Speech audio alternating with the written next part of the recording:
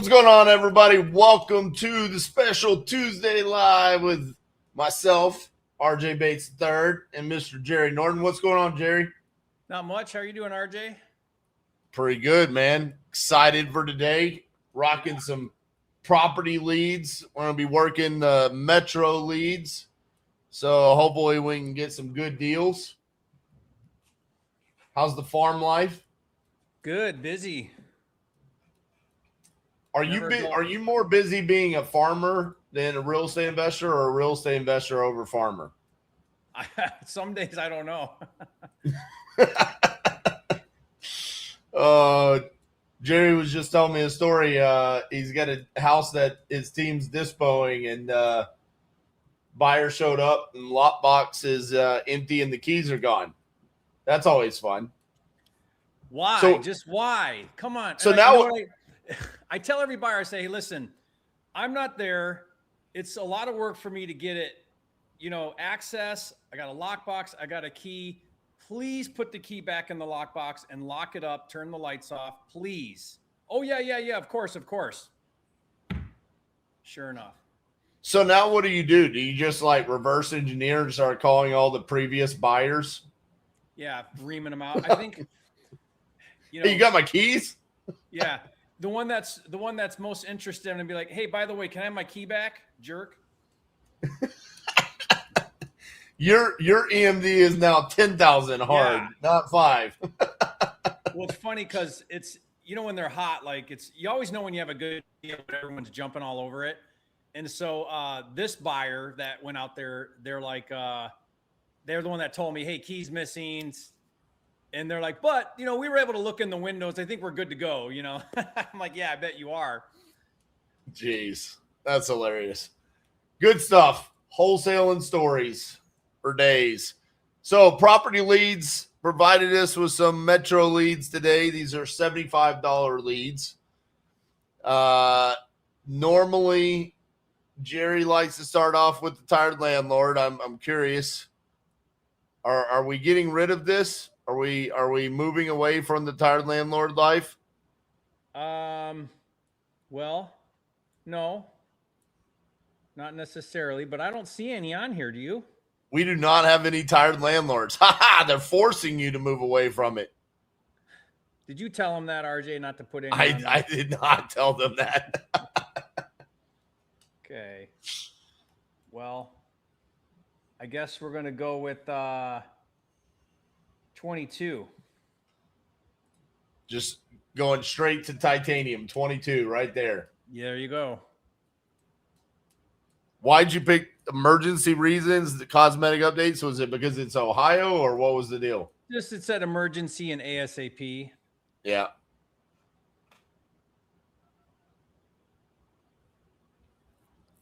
If you guys don't know, they give us some detail here. We get obviously first name, last name, address, we get phone number, email. They provide like some bed bath stuff. And then what RJ and I look at is repairs. I think there's a drop down menu when they fill these forms out.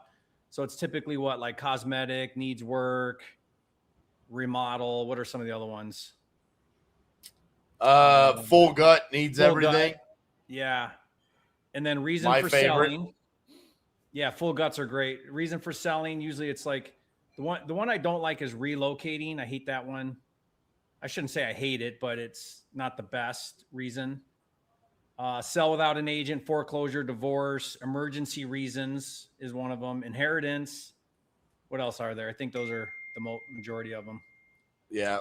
But there's one that says, they don't say tired landlord, but what do they say? They say something along those lines. What do they say? Vacant house, it's like non-compliant tenant or something. That's not the. Yeah. And then they have a time to non-performing tenant. That's what it is. Okay. And then they have a time frame to sell, which is like 30 days, 60 days, ASAP, no time frame, whatever. So what the strategy here is you're trying to identify high motivation. You don't know for sure. Sometimes they'll say things that don't really seem like there's much motivation. Then you end up finding out there is. I think at the end of the day, you just call them. But when you're spending money and you're buying these, Do they allow you, RJ? I can't remember. Do they allow Property you to? doesn't. This is just whatever you get, you get. Okay. So Okay. on these, I mean, we can be picky because we have a list. Right. Yeah. Timing wise. And just so everybody knows, the way the show works is RJ and I both know there's contracts in this list of 35 or 41.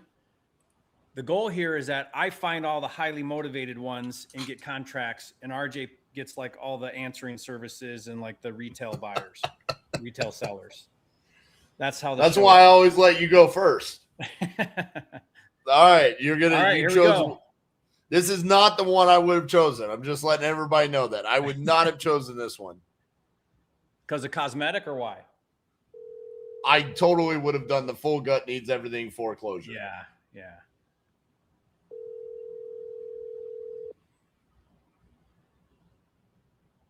So I can tell them they have to do a short sell. and the by the way, that they've missed payments for 18 months and the auction's on Friday. Right. Hello? Hello? Yeah, hi. Is this Jessica? Yes, it is. Hi, Jessica. I'm calling about your property on Charles Avenue. Yes, sir. How are you? Good, good. Understand you're looking to sell that? Yes, sir. Awesome. Well, love to take a look at it, see if I can help you out here. Tell me a little bit about what's going on. Do you have a price in mind you're hoping to get? $90,000. Okay. It's a 4-bedroom, 2-bath house. Okay. A full attic, full basement. Okay. What's got you Go thinking ahead. 90? Why do you need 90? Well, we bought it for 50, Okay. and we did the driveway, we did some painting, and we did a lot of stuff in here. How long ago did you buy it? 2 years ago. Okay. And what's got you wanting to sell now? Emergency and stuff. Okay. You have a place to go though? Like if we close on it, you'll be able to move out by the close date? Yeah. Okay. And if we could agree on a number there, I don't know if we can, I got to take a look, but if we could, are you prepared to sign an agreement and move forward? Yes. Okay. So you'd like to get 90 for this. All right. Tell me a little bit about the condition. You said you did some work on it, but if I were to buy it as an investor, what would I need to spend money on to fix it? What? My husband knows more than I do. Okay. He said the basement has to be sealed. And there's gutters that needs to be done because now I don't know what they're doing, but yeah. Okay. That's the main thing. Those are the main things. So what about like roof and windows? They're new windows and stuff. Roof is half slate and half shingle. It don't leak nothing. Okay. Well, and you're a 2-story, 1,700 square feet, 4-bedroom, 2-bath. Is that right? Yes. Do you have a garage? No. No garage. Okay. I'm just looking at some numbers here, seeing what makes sense. Oh, you're fine. Is 90 the best you could do if I'm all cash and I can cover all the closing fees, no commissions, close when you want? What do you mean? Can you do better than the 90? Like 85. Okay. Yeah, I was hoping to get it for a little bit lower than that. I'm just looking at some sales in your area for other homes that are similar. What about what would you prefer? Let's ask that. Okay. Yeah. Give me 1 second here. I'm just running some numbers.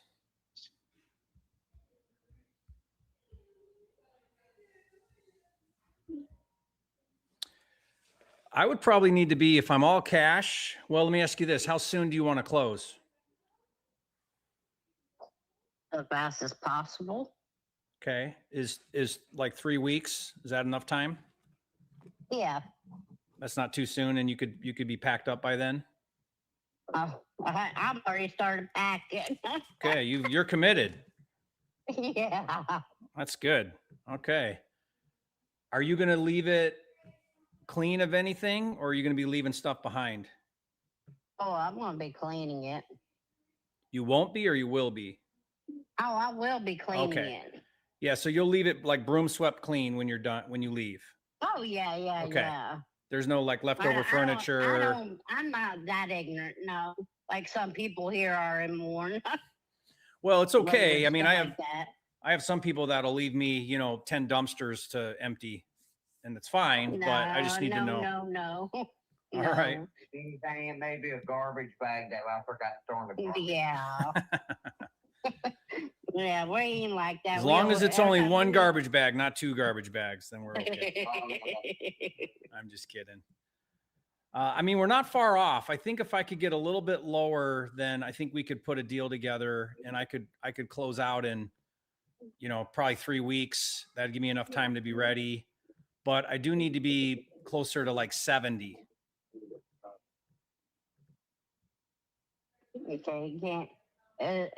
Is it any possible you could do 75, or is 70 the best you could do? What if we cut the difference, 72.5? Okay. Can we do that? Yeah. Okay. 72.5. And I don't know what the date is in 3 weeks, but I'll look at a date, probably like around the end of the month or something, if that works for you. So here's what needs to happen next. I'm going to put together an agreement. I'm going to email it to you. Once you initial and sign that right on your email, then we'll have a contract in place. In my contract, I'll have a few days due diligence. I'll just need to coordinate my guy to get out there and do a quick walkthrough. And we'll do that in the next couple of days. And then as long as everything checks out, then I'll open escrow with a title company. I'll put down earnest money, and then we'll move to that closing a couple weeks later. Pretty simple. Okay. Any questions? Mm-hmm. Okay. Let me confirm I've got the right email. Let's see here. Is it?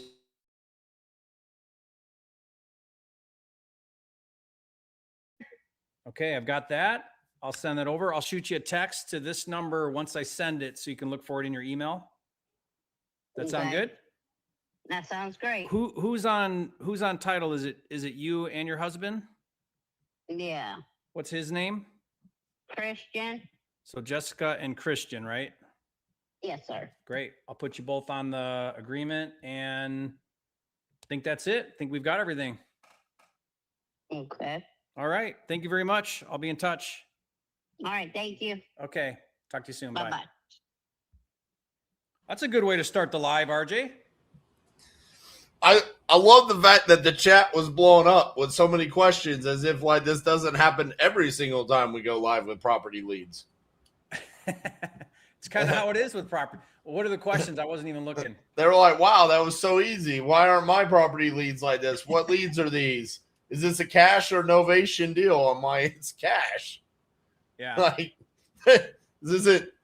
We rarely do novations. This is definitely a cash play. It's a wholesale deal. I mean, yeah. I've got a smaller comp for 145 on the same street, like a nice one.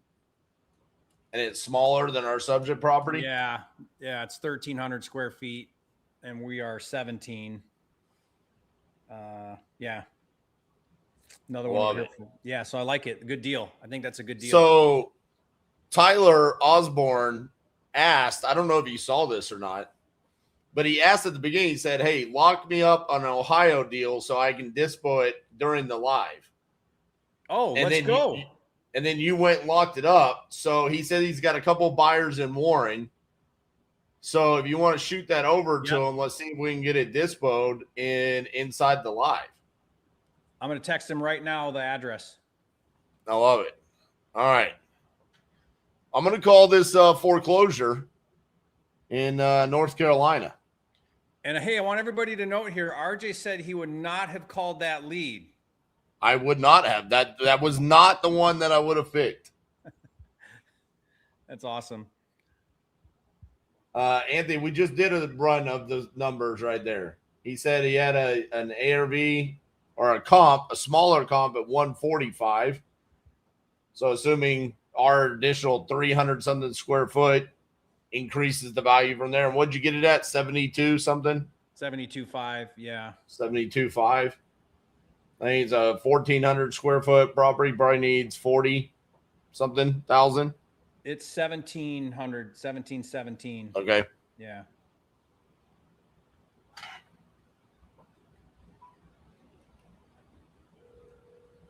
If you record your name and reason for calling, I'll see if this person is available. RJ Bates calling about Christie's Way.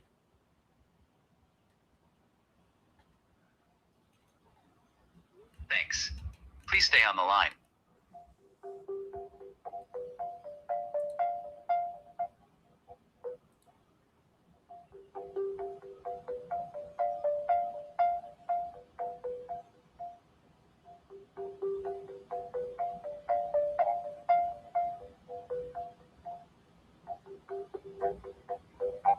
I'm sorry, this person is not available. If you would like to leave an additional message, please reply at tone. Hey, Kim, this is RJ Bates calling about your property there on Christie's Way. Looked like you had filled out a form on my website saying that you needed to sell that property. If you could, give me a call back at 817-915-6860. Thanks.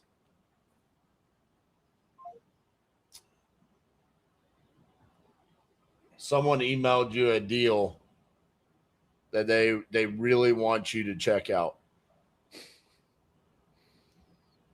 Well, it won't be right now.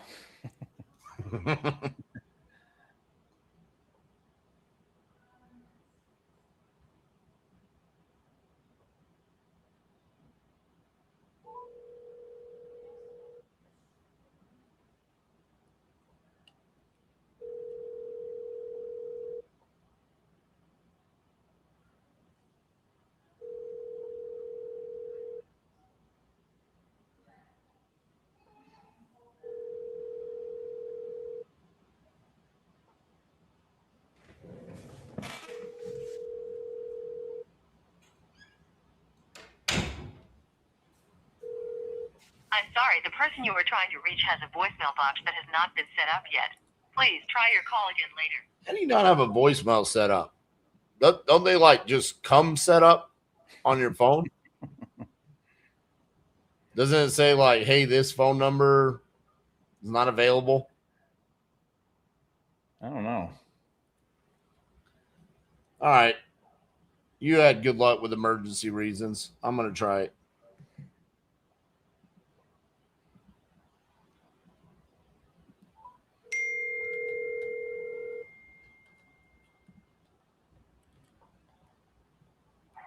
Hi, this is Callie with Sunshine Quality Cleaning Service. I am unable to take your call at this time. Please leave your name, number, and a brief message, and I will return your call.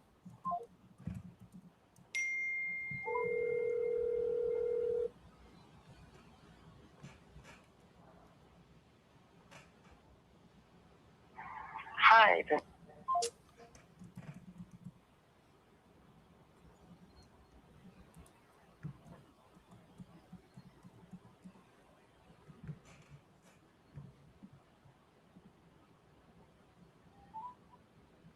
telephone number Your call has been forwarded to voice. Your call has. Dang it.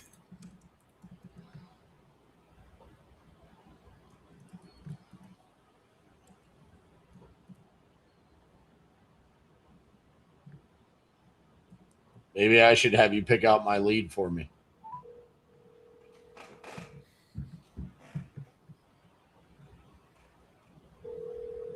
Well, there's no tired landlords, but. Hey, is Champagne there? Who's this? This is RJ Bates calling about your property on Gum Street. Looked like you had filled out a form on my website about needing to sell that property. Yeah. Excellent. You're still looking to sell it, correct? Yes. Alrighty. How much you looking to get for it? 25,000. 25,000. All right. Well, tell me a little bit about what you got going on there. Bought it, gutted out completely, which was a good thing. Being a first-time home owner, going into the project, ran all new water lines, all new electricity, walls, insulation, flipped the kitchen in the dining room. It was originally a 2-bedroom, 1 bath. We turned it into a 3-bedroom, 2-bath. There's a bath up and down. And there's a half a basement. Let's see. Like I said, it was a project meant to be lived in, but things happened along the way the last few years to where I'm not investing no money. I'm leaving the state of Indiana next year, and I just want to sell and part ways with it. I've never lived in the home due to the fact that construction never got finished. Let's see. Overall, the house is probably about 75% done. When I say that, it's literally minor things in each room. So the living room's fully done. The entryway is fully done. The laundry room is fully done. Dining room's fully done. Both bathrooms need little nicks and so the bathroom downstairs, it just needs a lot of like screwing down. Like it's completely done, but like the faucet and stuff, like it needs to be connected, and how the shower is down there, it needs to be secure. Now the master bathroom upstairs, same with the faucets. One of the walls needs to be finished, and a window needs to be replaced. All 3 bedrooms upstairs are completely done. Kept the original hardwood floors upstairs and downstairs. We just put carpet upstairs for the warmth. Trying to think. The kitchen wise, the only appliance in there is the flat stove top, which is the island. All the cabinets are up but one because didn't know where to put the last one at. It was kind of awkward because where the refrigerator has to go. So yeah, there's no AC or furnace. No, there is a furnace, and there's a furnace in the basement. There's not an AC outside. That's what that is. Let's see what else. The roof, when we had it expected, it's a good roof, but someone else buying it, they probably want to replace it. But never no leaks, no puddles, no nothing since I've owned it for the last 4 years, and the first 2 years being in there, like going full throttle with redoing it all. Never had an issue with no leaks or anything like that, no holes. trying to think. We replaced a lot of the old windows downstairs because majority of them were being replaced in the process before the people that I purchased it from. Let's see. Front porch, the walk-up's been completely done. I'm trying to think. The backyard, it's just a big open backyard. No fence, no garage, but there's like a where you can put like a garage, or because it's it's like a carport in the back with just a slab of concrete basically. And yeah, that's about it to the house. Hold on. But yeah, that's the house on go. Okay. How much would you anticipate dollar and cents wise is remaining on the rehab? Oh.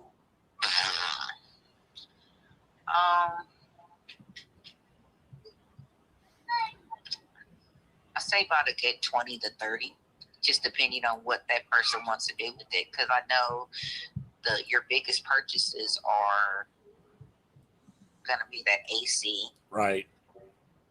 And whatever the person does kitchen wise, everyone has their own thing when it comes to kitchens, bathrooms. I already know those are big local sell points. Oh, there is a working fireplace in there that we rehabbed. It's still in there.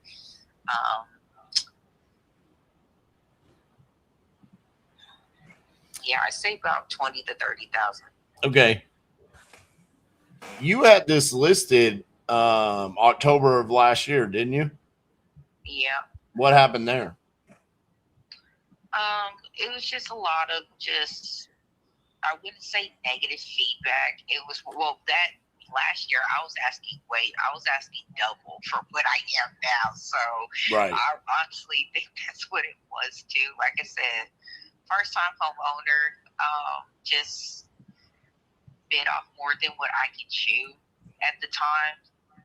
2 years later, with one of my original contractor guy, he ended up passing away. So dealing with another person, that was a major headache.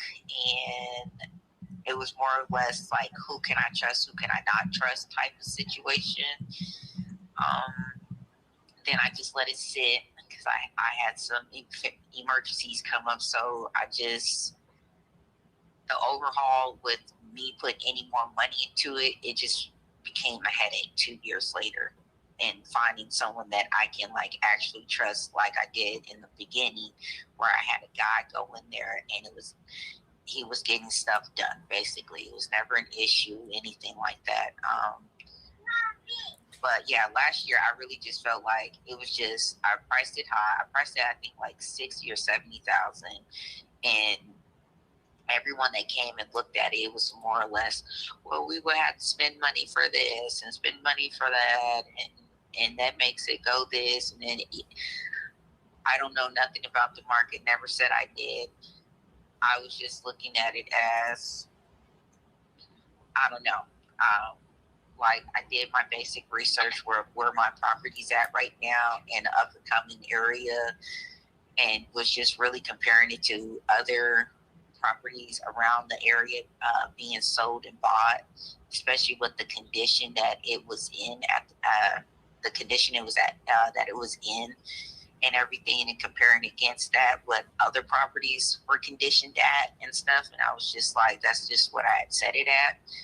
I was really just basically trying to reestablish the money I put into it. Yeah. And then, like I said, it wasn't negative feedback. It was more or less of a process with people. Well, we can do it. If people kind of want third party, I could put this much down. No, I don't want to do none of that. I just want to wash my hands with it. That's what people just failed to realize. I don't want to do none of that. I just wanted to wash my hands. So it's been, like you said, I listed it back in October, and here we are almost a year later, and I'm just comfortable taking what I feel like is fair. Okay. So that's a fair number for the big old house that I have. what I've done for it, what I've done to it at that, and running the numbers of what needs to be finished in there, I feel like that it's a win-win situation for me. Plus, I feel like putting at the price that I have, it should go quicker now. So, right. it shouldn't be no. Well, no. I'm not doing no more of that because with the house was at 100% just a straight move in. I know what that potential market can be. I've done a lot of research and reading, so I'm just like, I'm cutting myself in the throat, but I'm really not, because I'm able to leave with what I want, and I'm able to move and leave comfortably, knowing that it's a great house. Like, I know it can be a wonderful house for a family, and I just hate the fact that it literally just sits there unoccupied, and someone else can take over the project and potentially put a family in it. Because, like I said, it's a great block, it's a great neighborhood, it's a beautiful home once it's overall done. Like I said, I just bit off more than what I can chew, and that's just what the situation is. Yeah, I'm looking at the pictures. Funny enough, I have pictures of when you bought it, and I have pictures of when you listed it last September. Mm-hmm. I have to commend you. You took on a whale of a project. I mean, this thing was gnarly. I mean, this is the kind of stuff that I tell homeowners, like, I don't know. I mean, this thing was down to the studs. I mean, you're seeing Literally. that basement literally looks like things of nightmares are made of. I mean, you got the sun coming in through the floor beams, and just, whew, golly, these pictures were scary. But you turned it into something fairly decent. I mean, I can totally see where you are in the project, where it's like, yeah, we've done a lot, but there's still like a lot that still needs to be done too. In some of the pictures, like, I don't quite know what I'm looking at. You know, I'm sure if I was in the house, I would understand it better, just because of like the angle the picture was taken. But I mean, I see the new floors, the paint, the new doors. It looks like you replaced all the windows. The kitchen cabinets, I mean, all that was new, right? Yes, all brand new. Yep. Yeah, so I see the new plumbing. But it's like just the drywall. I see the repairs that need to be. It's like, we call it blue tape, when it's like you got to go blue tape the contractor and be like, yeah, you're close, but you're not done. There's still things that need to be finished.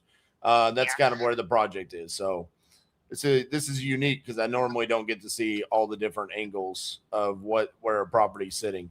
Now, you said somewhere in like the $30,000 to $40,000 range. That's what you think, kind of in the rehab that's needed,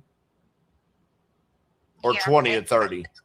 20 to 30, because like I said, you know, everyone's vision is different, and everyone buys, you know, like when I was spending my money grabbing everything, I was paying wholesale until it got to like woods and beams and stuff like that. My contractor, since he worked contracting, so with him paying, and we just paid him the difference because he was able to get, you know, his a sale and everything, being contracted to where he was working at in Kentucky. So certain things I was able to get at. So that's why I say 20 to 30, due to the fact that everyone's vision is different. Right. Everyone buys and has, you know, what they want color wise. You know, that's why I say that.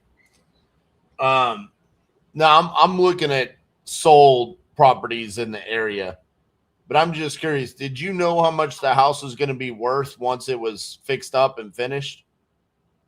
So when I started the project before, because I know in those photos that I had posted too, like I said, I was just over it at that point in time, because I rent another home in Evansville, like literally down the street from my property, and I use that as a storage. So like the whole downstairs completely cleaned out and everything, because I know when I posted those photos, my kids were like, "Mom, there's stuff. I don't care. I want to sell it." So I was in that mind frame. So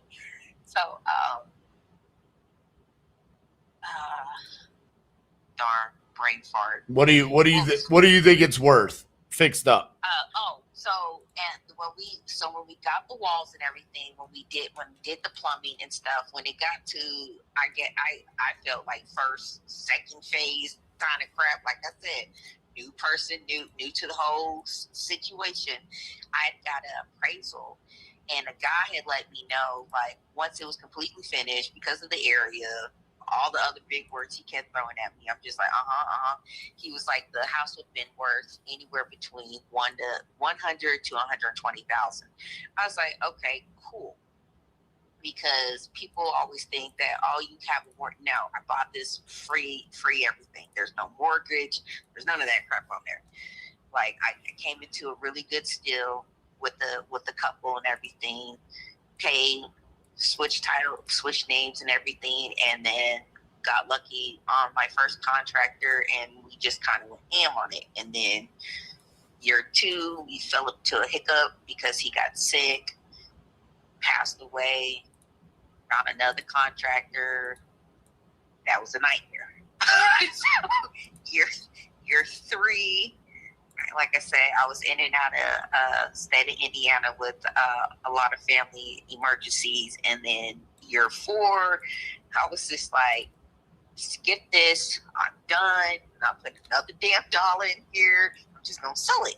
So when I did my first round of trying to get my feet wet in this whole little, someone's like, we'll post it on Zillow. Okay, cool.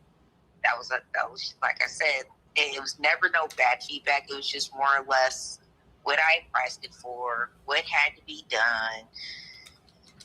And it was just it was really overwhelming.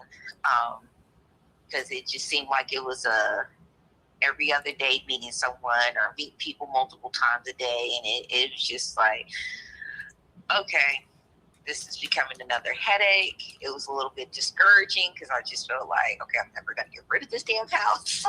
Right. So I spoke to an advisor, and they're just like, you just need, maybe you just come down. They're like, either you fix what needs to be fixed or you come down on your number. He said, right now, so one of your 2 options, unless you're going to sit there and wait for it on the market for the number that I wanted, and you're going to have to wait. I was like, I'm just going to take some time, take this crap off the market, and just wait. So I come back, and I'm just like, I'm just going to go lower with the number, because you know what? I ain't putting another dollar in it, and I'm done with it. Like, yeah. So Understood. All right. 25,000 is your asking price. Yes. Do you have any wiggle in that?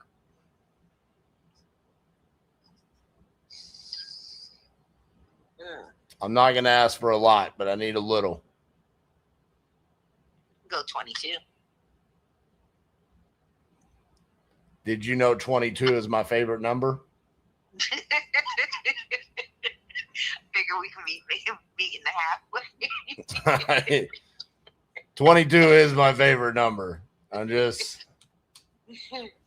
So it's such my favorite number that my company is called Titanium Investments. Okay. And titanium is the 22nd element. No, yeah, it is. It is.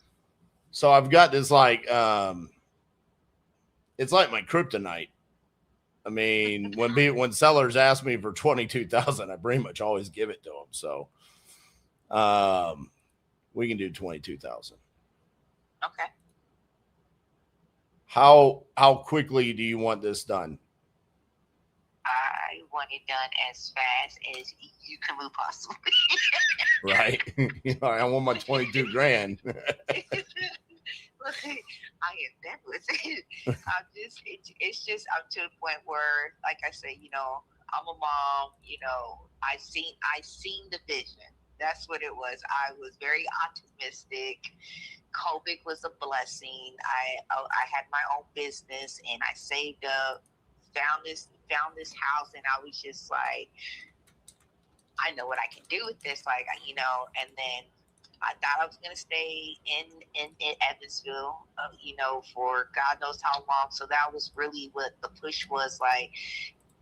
instead of sitting here doing a mortgage, I just want to buy a house. So when I seen the vision, and now that I know I'm leaving, and I'm just like, I just get mad because I'm like, the house is just sitting and it could be turned into a home for somebody. Like, you know, and I just, that's what the whole push for was. But as far as me investing any more in it, oh no, I'm good. I know better for next time. I know better for next time. Like, I'm not mad at myself by any means, because I will tell you, it was fun being hands-on, doing a lot of the projects and like the work that goes into it. I'm like, oh yeah, this is nothing like on damn TV. Oh no, absolutely not. Right. Like, you get like, so yes, like, it was a fun project. I can sit here and say that I've learned a lot. Like, so as far as it just sitting and wasting, that's what makes me mad. Because I'm like, someone else can get a hold of it, do what they have to do to it, and put a family into it. So you want to know something real funny? What's Because that? since you brought it up, I actually was on one of those house flipping shows on TV. Or he's, yeah. See, And you guys make it look so great and easy. and it's not. And it was funny because I was on an episode, and it was a house that was full of cat pee and poop everywhere.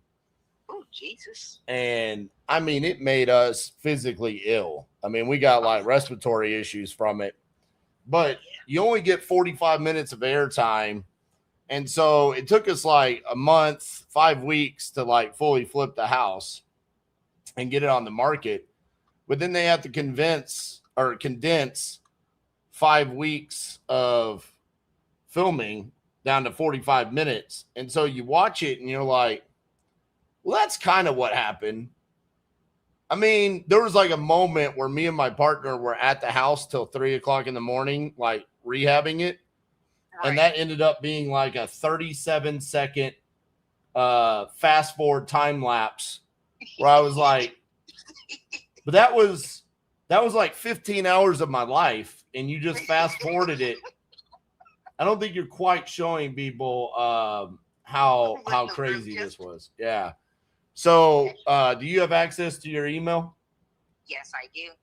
All right, go ahead and pull that open for me. You should have a contract. RJB. Yes, ma'am.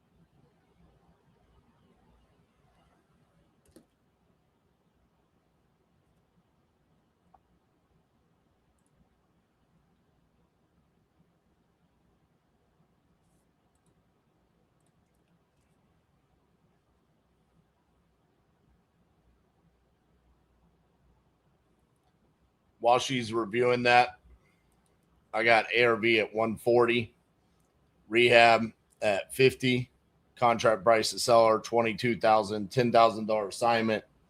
Sign that to buyer at $32,000. It gives them $42,000 on profit.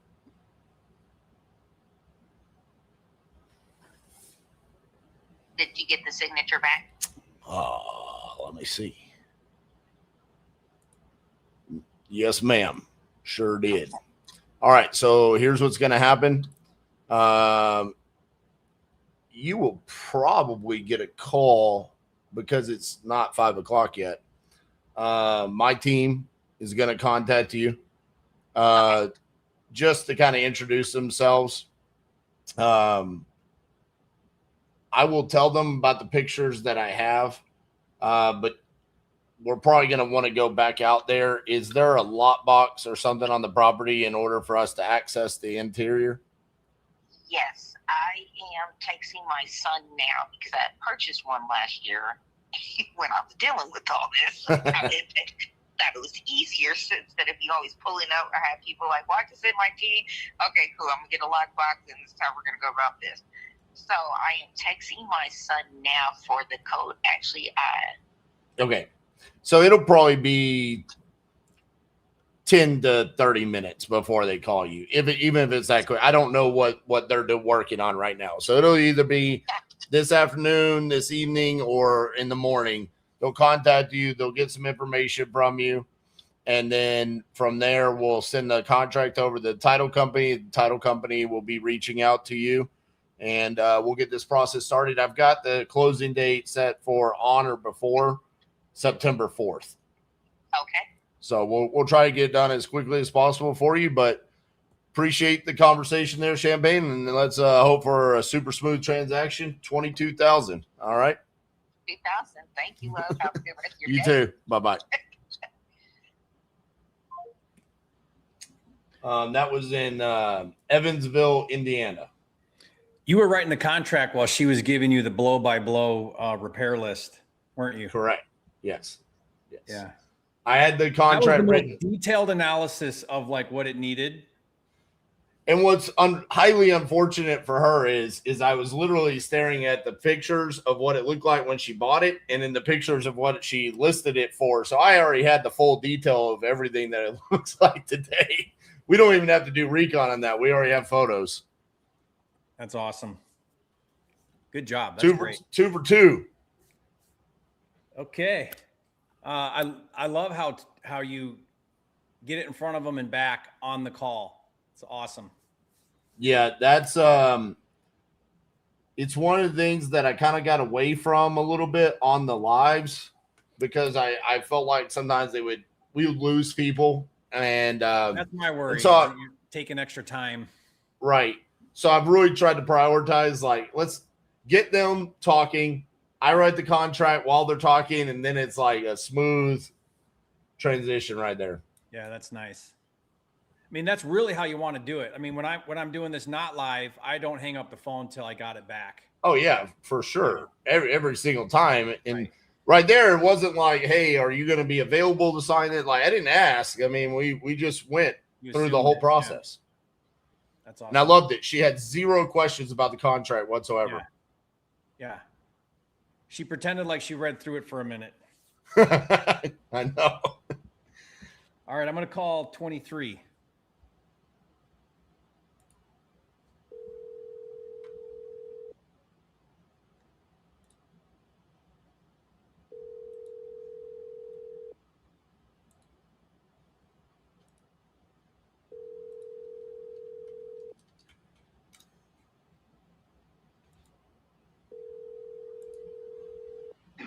Hello?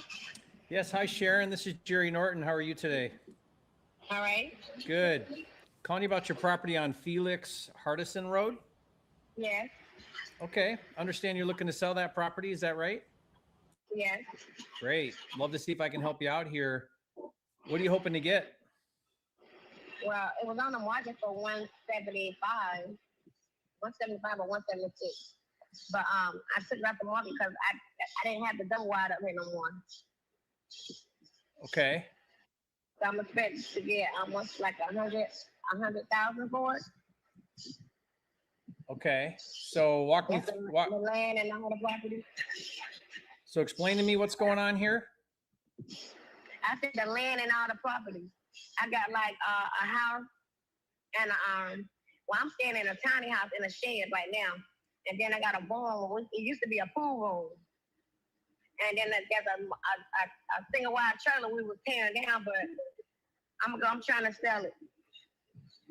Yeah, I'm looking at some pictures online, and it's showing that there's a manufactured home there. Are you saying that's not there? Not there no more. Okay, It's so not here no more. okay, so that's been removed, and what is there still then? Just the vacant lot? No, just the houses that you see online, and I'm staying in a shed in the back, like a little tiny house. What house? There's a house there as well? I made a shed into a tiny house. Okay, but you said there's also a house, no? Yeah, there's a house, a barn, and a single wide on the property. But the single wide is being towed down. It's like it's been demolished. Somebody took the siding off of it. Is this not your property?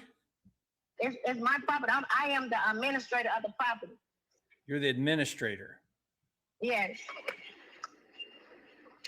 Okay. And I'm trying to sell it.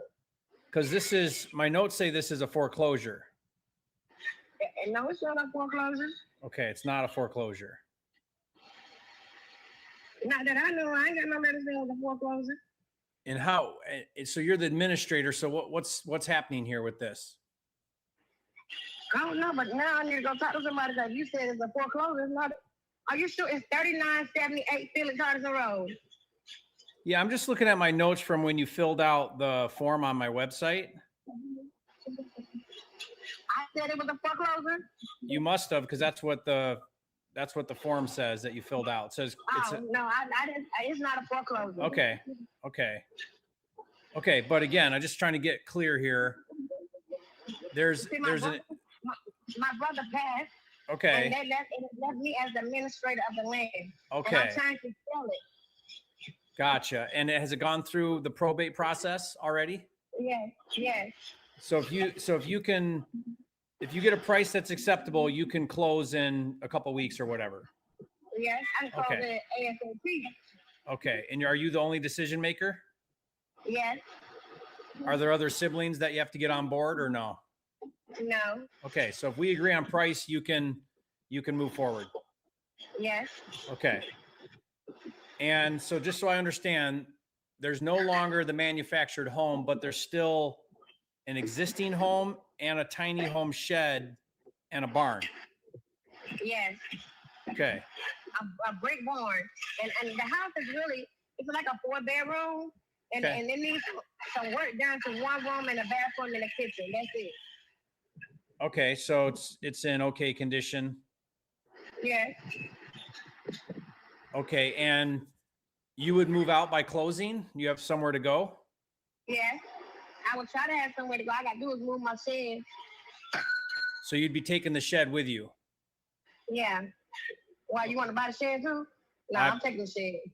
I don't know. I'm just trying to understand what you want to do. Whatever you want to do. No, I'm taking the shed. So Take the shed.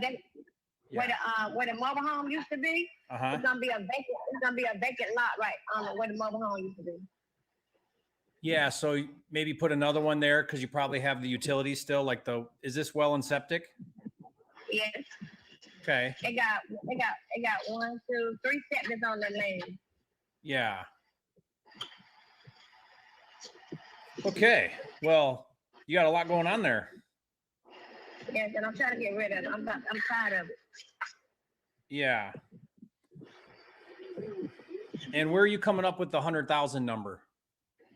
Well, we had it for, I think it was on the market for 170, 175 or 176 or something like that.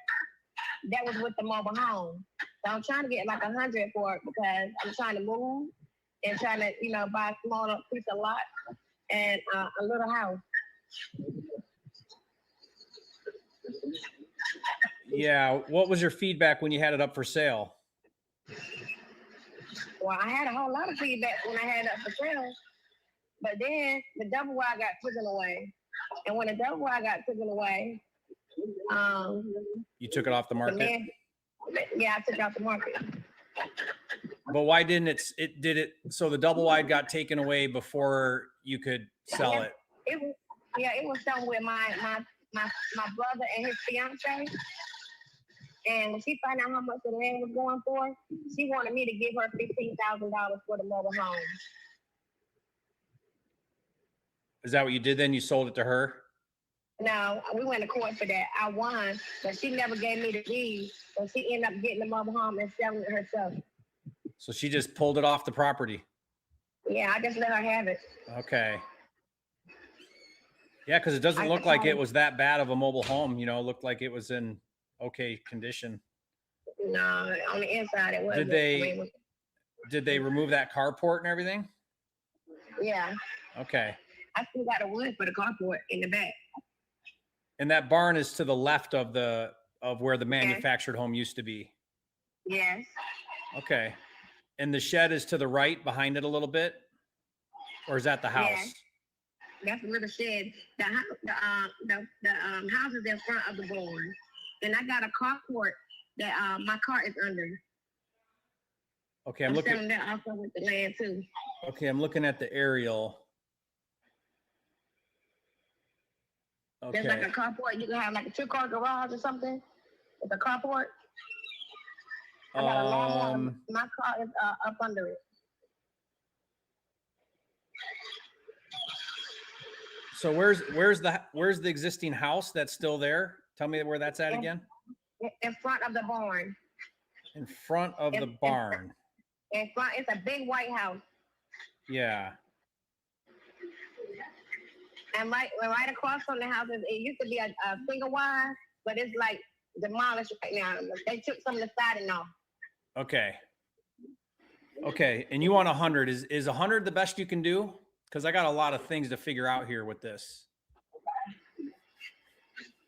That's how much I want. I mean, you can't do it. I mean, I understand.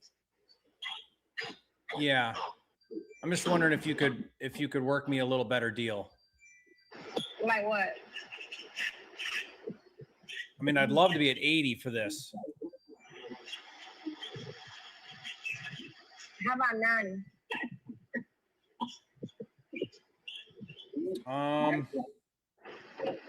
90,000. Close when? Huh? When would we close? When do you want to close? Hopefully in 30 days. Okay, so 30 days. And what are you leaving me on that property? You're going to take the shed, the tiny home shed. And that's it. That's it. Okay. You can have everything else. Okay, I get everything else. Is there a lot of stuff left over? Like, is the barn full of stuff and all that? Well, there's some like some cooking stuff I'm gonna take. Like there's some antique stuff and some Okay. a saw grill and stuff in there. I want to take that. But like, if I got to get, dumpsters out there to get rid of stuff, is that something I need to factor in? Yes, if you want to, because I got stuff in the house. If I can get the money to find me a house, because I think on the thing it says that y'all would give people money like to find a house or pay first month rent and stuff like that. That's what I'm trying to do. I'm trying to buy a house in a short, like a little piece of land, not all this land. I can't take care of this land by myself. Well, tell you what. I need to pay out the debt that he has. How much is that? Like $700 some dollars. Oh, so not much. No. And well, they can. The money that I have to pay out the taxes, the back taxes that he did not pay. Yeah, but they'll pay that at closing out of the proceeds. Oh, they will? Yeah. So you don't have to come up with that ahead of time. That would get. So I won't have to pay for the taxes? You're talking the property taxes?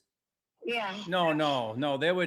That would come out of your proceeds at closing. They would take care of that. So that would come out of the 90. Yeah. Yeah, exactly. But are you looking for some money, like some cash to do stuff before closing? Yeah. I'll tell you what, I do this all the time. If you can give me a great deal, I'll release some money to you early before closing. So here's how that would work. I got to make sure I've got clear title and I understand there's no, everything can get taken care of. Mm-hmm. But once I've got that, I could release. I got my administrative papers. Yeah. But as long as that's clear, as long as title tells me that's okay, then like a week or 10 days before closing, I could release money to you early. Then you get the rest of the proceeds at closing. That way, on closing day, you're already situated. You've got money to pack and move, and because you're gonna need to haul your tiny home out of there and other things. Yes. And I got things in my mom's house that I had that Yeah. got in a double wall. Yeah, you got to haul some stuff out of there and clean things out of the barn and whatever. So here's what I would do. If you could give this to me at 80, I'll release $10,000 early before closing.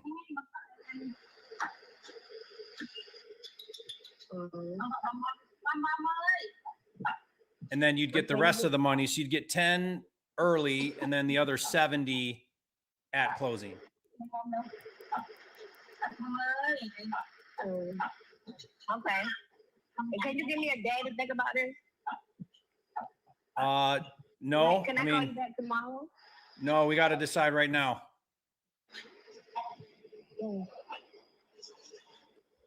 If you give me 10,000, and now you're gonna stay with 80 instead of 90. Yeah. I think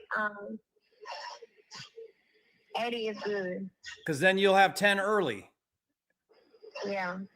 Because otherwise you're sort of in a jam because you don't get the money till closing, but yet you got to be moved out. You got to haul your tiny home. You got to get all your stuff out of the barn. You know what I mean? Mm-hmm. You're kind of, it's gonna be hard to do all that unless you got some cash. Yeah, and I ain't got no cash. And I'm willing to give you 10,000 early if you'll give me a better deal. We're gonna sign papers on this. Yeah, I'll send you an agreement right now, and as long as you sign that, then we move forward. Okay. All right. Okay. All right. All right. I'm going to email that to you right now. Let me confirm that I've got the right email. Okay. Is it? At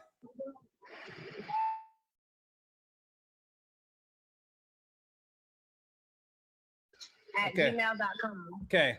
So I'm going to email that to you right now. I'll put right in there that what we just talked about, the $10,000 early. Again, I just want to make sure I'm clear with you. We'll do that about a week or 10 days before closing. That gives me enough time to make sure title's all figured out and there's no issues there. You know, I got clear title. Out of that 80,000 price, 10 you get early. The other 70 you'll get at closing, and the 70 will be less any back taxes or liens or anything like that. They'll take that out of the remaining 70. Yeah. Yeah. So if it's $700 for back taxes or whatever it is, they'll take care of it out of the proceeds. Yeah. I'll cover all the other closing costs. Okay. All right. If I need to know how much it's gonna be after all that, after you check all that out, I want to see how much it's gonna be. It'll be you said. All it'll be is if there's no other liens, right, on the property. No, there ain't no liens on the property. Okay, period. so then it sounds like my brother had some money that he owed, like for a truck that he did not pay, and I think this is the one. I think they want like 1,000 for that or something. Well, if they put a lien on the property, that would have to get paid out of those proceeds. But if they if there's no lien on the property. Okay, then no. All that you'd get the 10 early.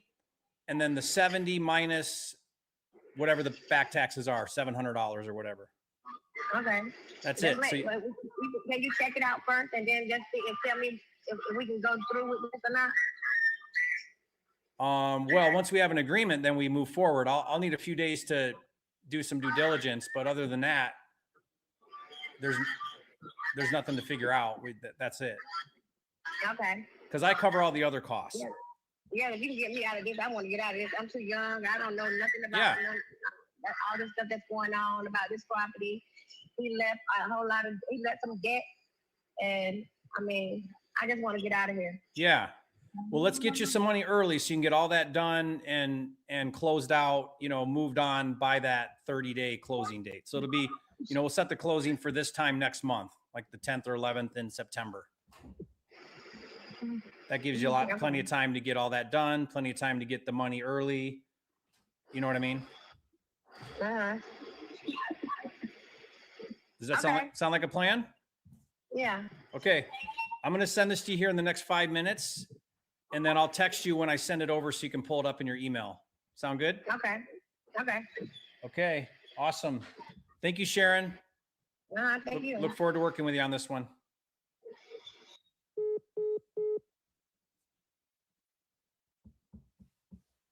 Three for three, he says. All right.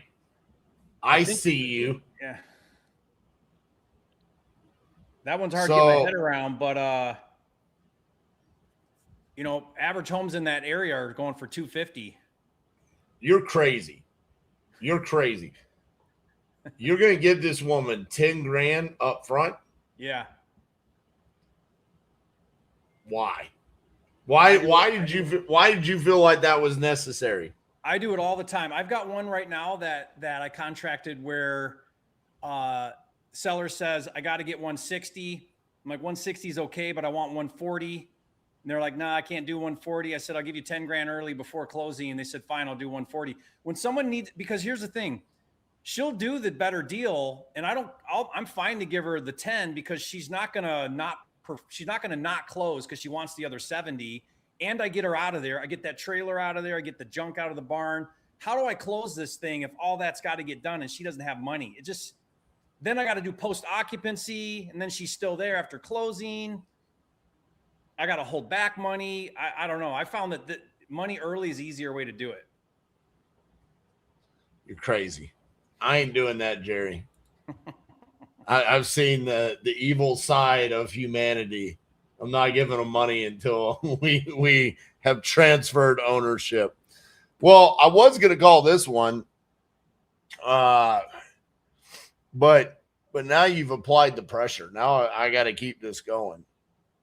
Yeah, you can't risk it on a iffy one. Yeah.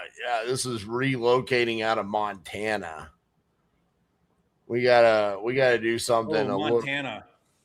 Montana's such a hard state to like. Yeah, but it's Billings. It's Billings. Oh, Billings. Okay, that's good. Yeah, it's not like middle of nowhere. You know what I mean? Yeah. So much of Montana's rural. Your call has been forwarded to. It's still hard. By the way, do you remember last week that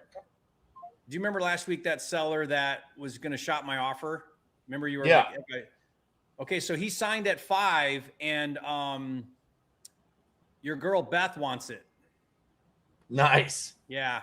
I get 50% of the dispo, right? I shouldn't have told you. Yeah, you do. So I also had another one signed from last week. Remember the one where he signed with the wholesaler for $15,000 and I told him I needed it at 5? Oh yeah. And he called me the next day and he's like, "Will you do 6?" And I was like, "We could try at 6." Yeah. But I'm telling you, I don't even know if I was going to be able to move it at 5. And so full transparency, we're under contract. We are trying to dispo it. He wasn't lying. The mobile home was in real rough shape. Yeah. And so, is that the one where he said, "Oh, by the way, there's a homicide out front"? No. Oh, okay. That guy is giving my team a hard time about getting us pictures and access. Yeah, because there's dead bodies on the property. I think there might actually be an issue there. I asked my team this morning because I was like, "Hey, I want updates on the deals," and apparently the last time we talked to him, he said, "Fuck off." Wow. So I tried calling him today to see if I could get him to answer. He didn't answer, so I'm just gonna have to get a hold of him. He's just kind of put us off. Like, the first time he was like, yeah, of course. I'll get those to you in a couple of days. And it's like, well, why would you do them in a couple of days when you live there? Like, just snap us the pictures. I think there might be more to that whole crime scene, dead body.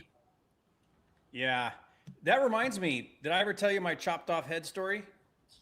You can retell it because I'm sure people don't know the story. This is in Colorado. I'm dispoing the deal. The buyer, the day of closing, the buyer does a final walkthrough, and it's a hoarder house. And in the basement, there's stuff everywhere. There's a chest freezer in the basement. Cash buyer opens the chest freezer. There is a chopped off head and hands, human head and hands in the freezer. It's a true story. It was all over. So they call the cops. Cops come. They shut the whole thing down. FBI, the whole 9 yards. Turns out the widowed seller's son killed a homeless person in town, and is like life imprisonment now from like and put the head and hands in the freezer in the basement. That's insane. I didn't know that. So buyer backs out. Buyer's like, I'm not buying this house. And so I resell it to a new buyer who didn't care that there was, that going on. That's crazy. All right, here we go. So RJ, I want to do a YouTube video about it, and the title needs to be how to get ahead in real estate. And reason for calling. I'll see if this person is available. RJ Bates calling about Whitewater Avenue.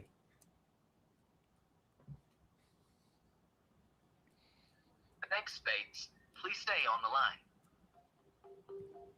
By the way, I absolutely love Detroit to the person asking about that. Hello? Hey, is Amanda there? Who is this? This is RJ Bates calling about your property there on Whitewater Avenue. Looked like you had filled out a form on my website about needing to sell that property.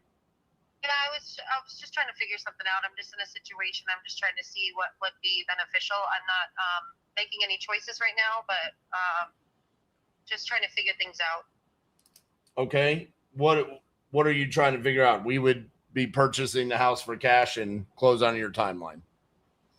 Yeah, I just have to figure out because I'm still making payments on it.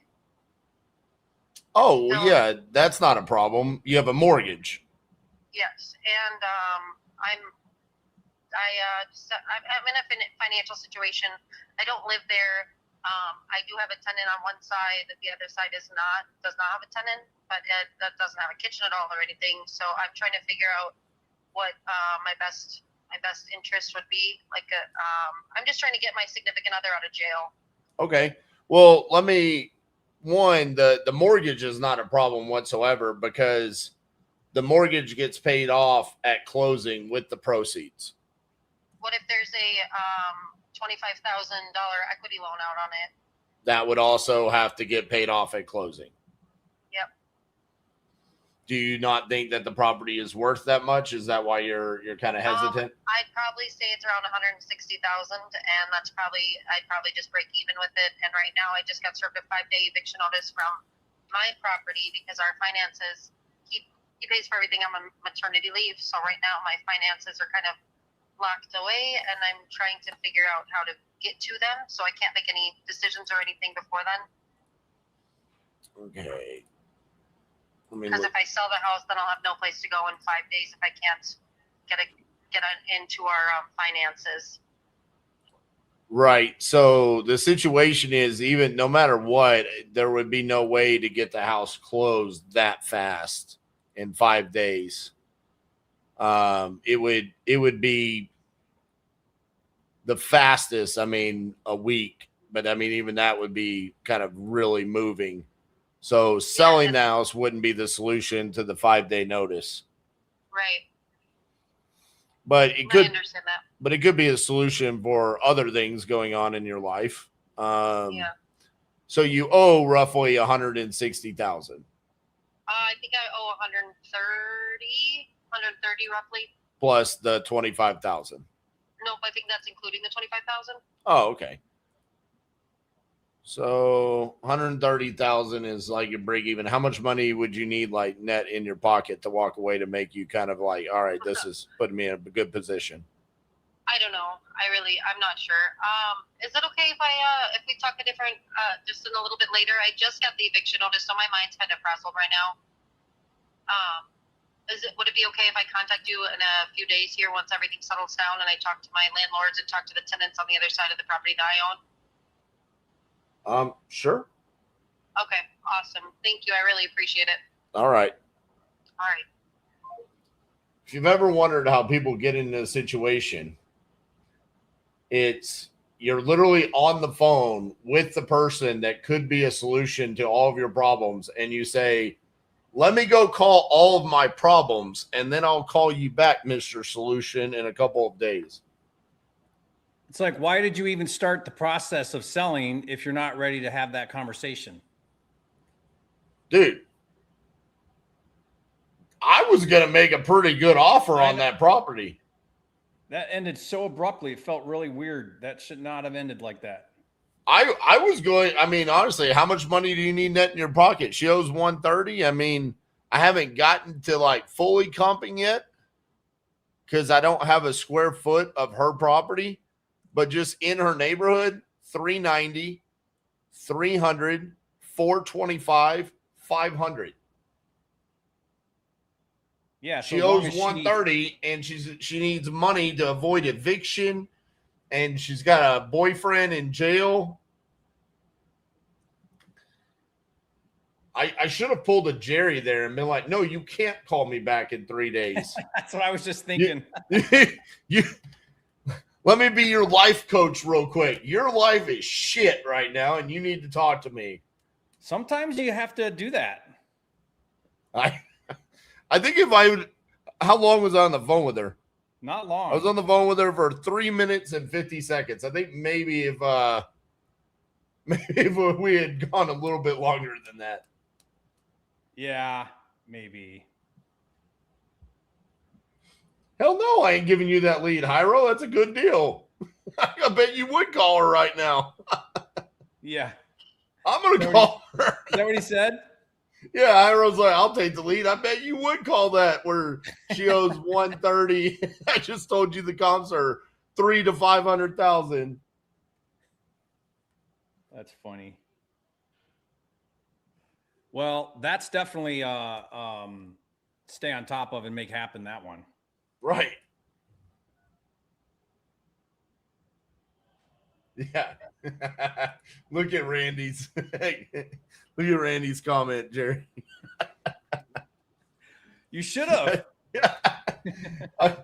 If you accept my offer right now, which I haven't even figured out what it is, I'll give you $10,000. Yeah.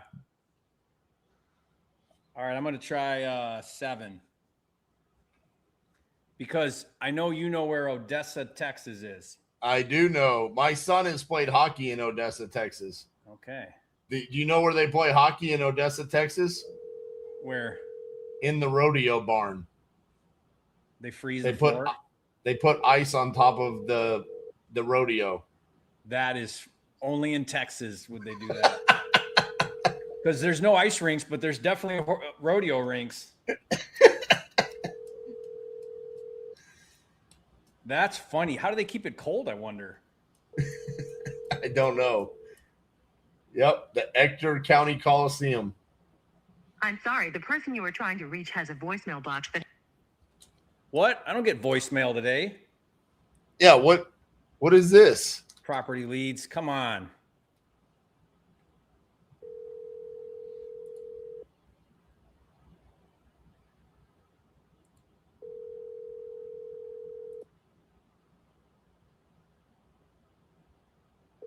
How would you say her first name? Hold on. I'm finding pictures of the rodeo and then the hockey rink.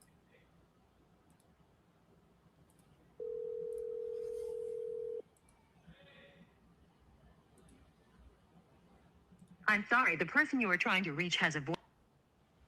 So there's the rodeo. Okay. So obviously it's all enclosed and they got some good air conditioning in there. There's when it becomes the hockey rink. Wow. Rodeo, hockey rink. Talk about getting use out of your building. I really do think that it's only in Texas that we have this.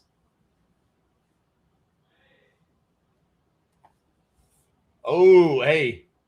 We have a buyer walking through my contract in an hour. That was fast. Yeah, when I messaged my team, they said, consider that sold. RJ, that's pretty cool. Man, tell them they've got an hour and a half to get it done so it can happen on this show. So we have it sold. I think I told Danny to go for a $15,000 assignment and anticipation to get 10. Yeah. RJ, why did you think about number 20 but then didn't do it? Because I felt the pressure of you getting 3 for 3. So I called the highly motivated woman that needed to sell me her house. That then she said, we need to talk in 3 days. I made the right decision, Jerry. Yeah, she made the wrong decision. You made the right decision. she was the right lead to call. She was but like, I was going to call.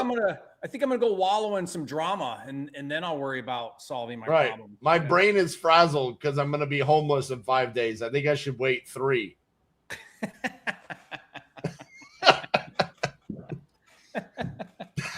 That actually happened. All right, I'm gonna try your billings that you were gonna call.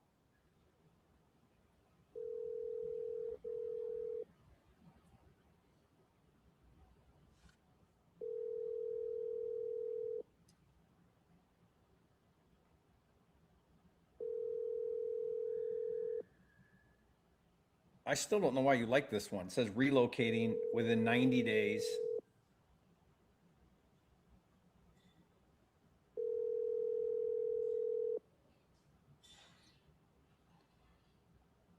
Four, 1, 4, 5. Would you call 26? Oh, yes, absolutely. I was going to call that one. I'm going to be mad at you if you close it. 4, 1, 4, 5. Wait, that wasn't the number? No, I double dialed the last one. Oh, okay. I'm going to call your Hawaii one. Okay, I like this one. Are you Joe Montana or Michael Jordan? Me? Yeah, they said it's like watching Joe Montana and Michael Jordan. Which one do you want to be? Oh. I mean, I'll take Michael Jordan. No, wait, you're totally Joe Montana. Why? Joe Montana used to call his wife from the sideline using the phone when people thought he was talking to his offensive coordinator. That's totally something cheese-tastic that you would do. Yeah. What's for dinner? Like, after you throw your 3rd touchdown. Hi, this is Peggy. Hi, Peggy. Please leave me a message and I'll get back to you. Like, hey, honey, I'm coming home to make baby number 8 tonight. You seeing me? That's totally you, man. I'd be like, I threw the ball that way.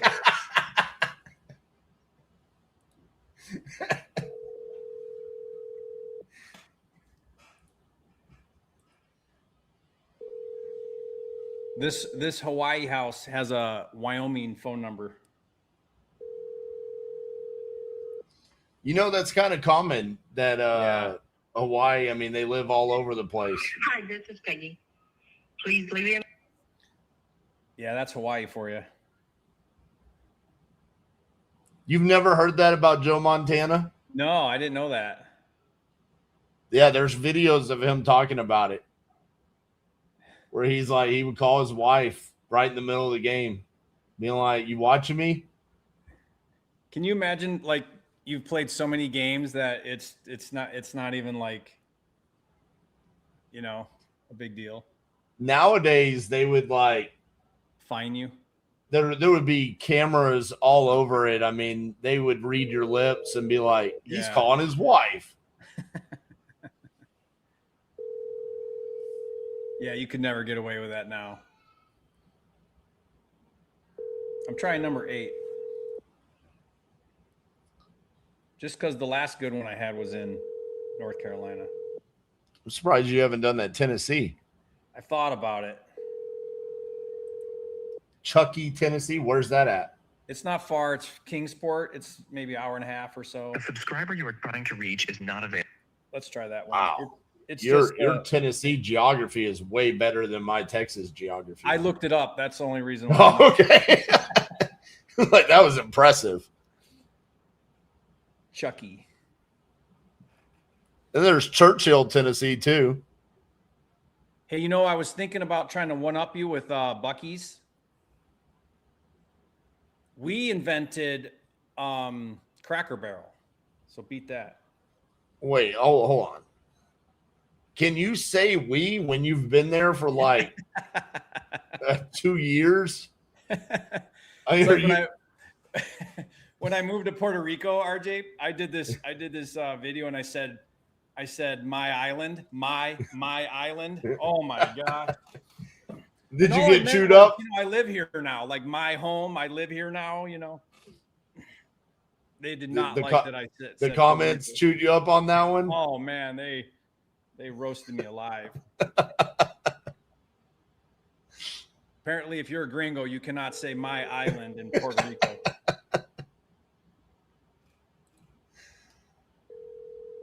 You can actually say Texas is yours. You can claim. Yes, I actually have been here my entire life. Yeah.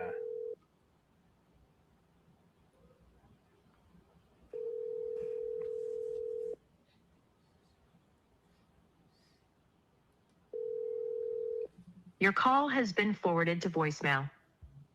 All right. Deep insight on the next one that you're going to call. One, I already got Indiana locked up. We're already going to have a walkthrough on Dispo. But there's an Indiana lead. There's a couple. Which one? It's in Muncie, which is where Ball State is. Of course, you're a fan of Ball State. How could you not be? David Letterman went to Ball State. And the seller, his email is drummer. He's a drummer. Everyone loves to talk to drummers. Yeah. They're always like the coolest guy in the band. You need to call him Muncie. Okay, I'm doing it. Ask him if he knows David Letterman. Just throw it out there. David Letterman? It's not many people know that. Ball State. They're the Cardinals, by the way. Okay, the Ball State Cardinals. Yes. Maction.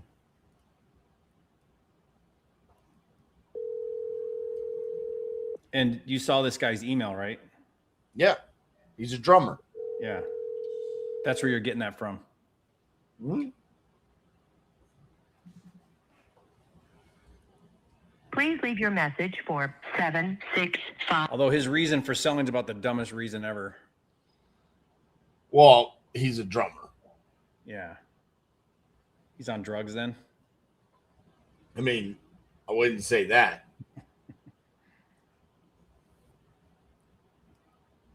You just single dialing that one? I'm going to call him later. All right. I'm just trying to get some action here. Let's go. Some action? How about 34? Oh, yeah. Call it Karen? Absolutely. You can absolutely call the Karen.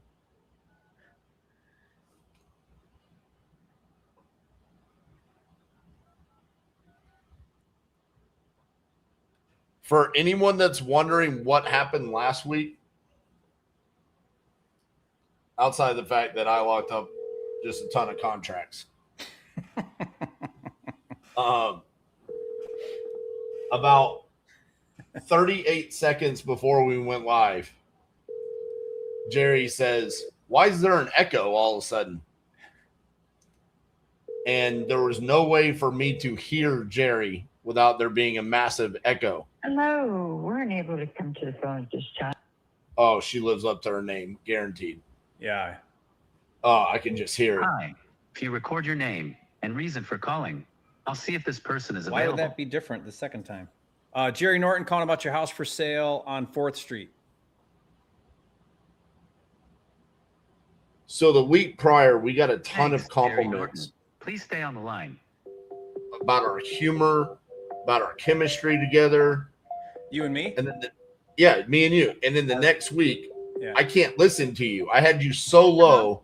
Yes. Hello. Is this Karen? Yes, yes. Hi, Karen. I'm sorry, I was on the other line, so I was trying to wrap up with him. But Oh.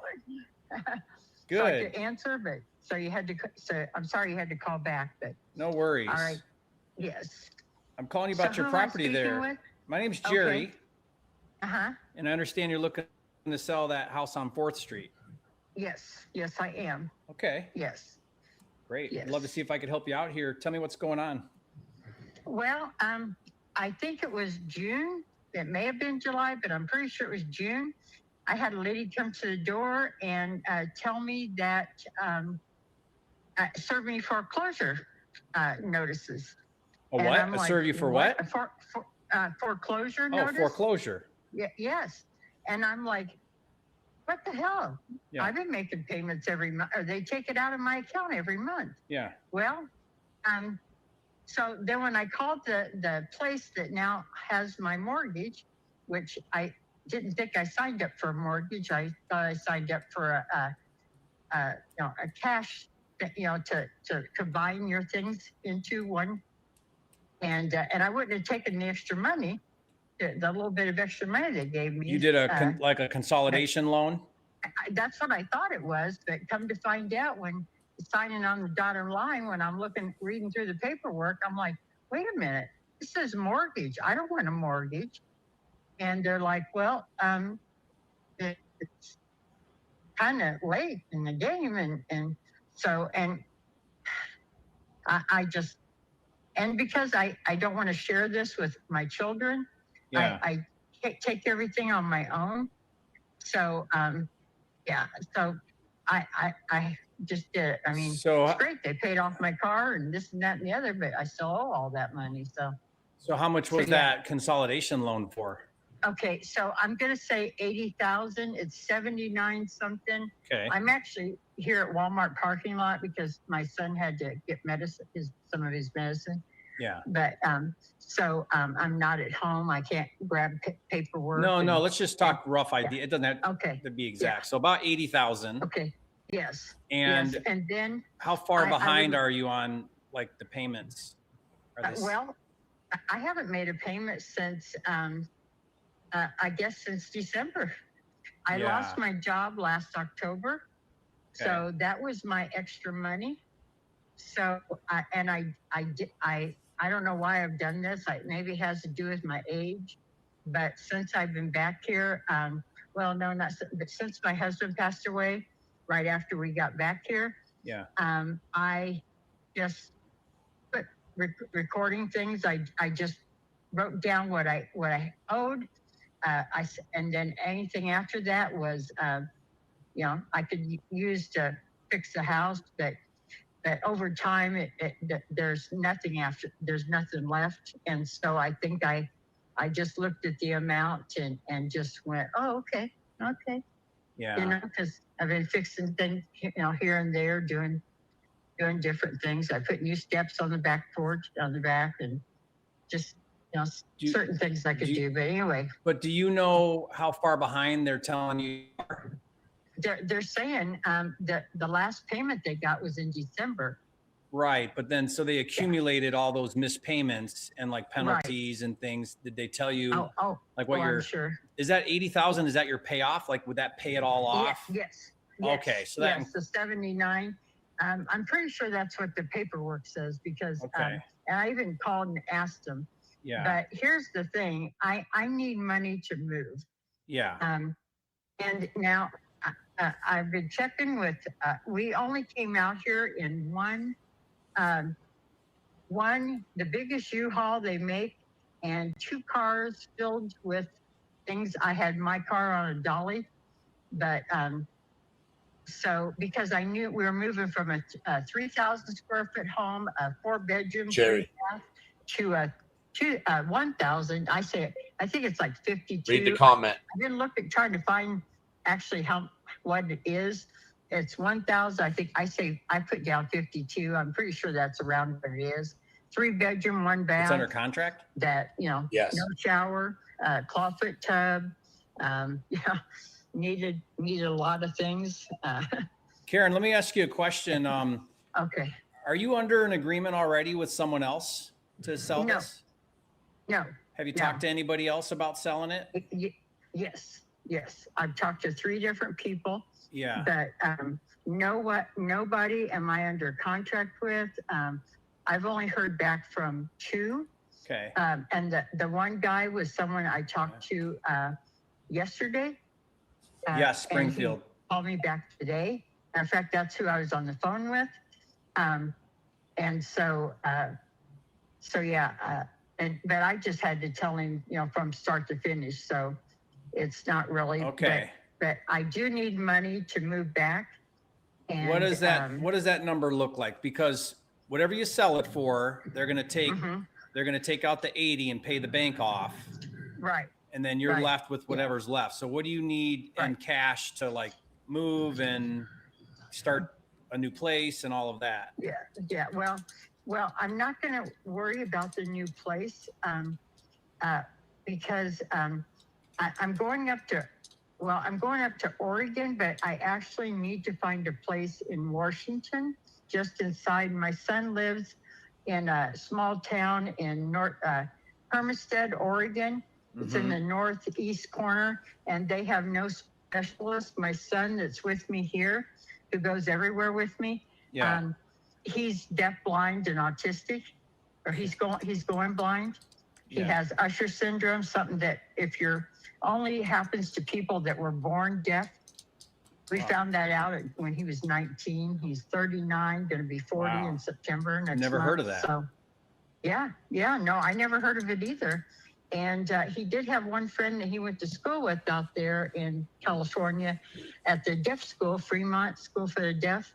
And then he met a friend back here through the deaf blind meetings that they have in Jacksonville, where they have the school for the deaf school and the blind school. But the medical centers are not, they're excellent doctor. I can't say anything bad about the doctors, but providing interpreters is like pulling teeth back here. And they want him to use this little bitty, what do you call it? I'll say iPad. I think it's called something else. But anyway, more or less like a small iPad. I said, he can't see the person very well. But he has to have a live interpreter, and he needs a tactile interpreter because he can't even see them. I mean, you have to be right in front of him, and that's all he can see is what's right in front of him. He lost his peripheral vision. Are you needing to take him with you out to Colorado? Is that what you're going to do? To the West Coast, to Oregon. Oregon, Washington. Yes. Oh, yes. Yeah. Oh, yes. And you'd be staying with your other son there? My youngest. Your youngest. Yes, okay. Yeah, and yes. And why who's helping you? You said you're trying to do this all alone. Do you have somebody trusted, like a son or somebody that helps you make all these decisions? No, because I don't tell my children. I haven't. Well, I did say, my one son kind of knew and was saying that, a little bit the youngest, and he's, like I said, he told me to do the consolidated. He said that way, but I don't flood them with information. So I have no one here to help me. Yeah. Let me ask you a question, Karen. How old are you? I'm 67. I turned 67 in July.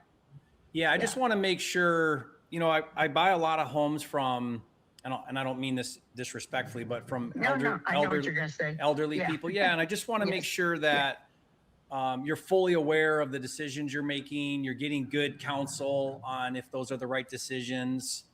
Have you talked with your son about moving out to him? Yes, I have. Okay. He's on board with that?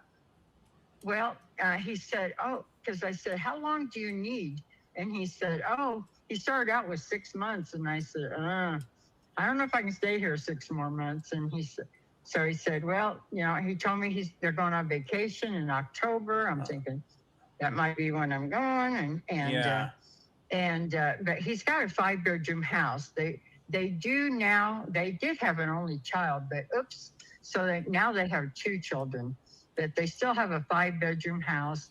And he said from the get-go, when you come out here, Mom, well, you can, come and stay here until we can find you a place.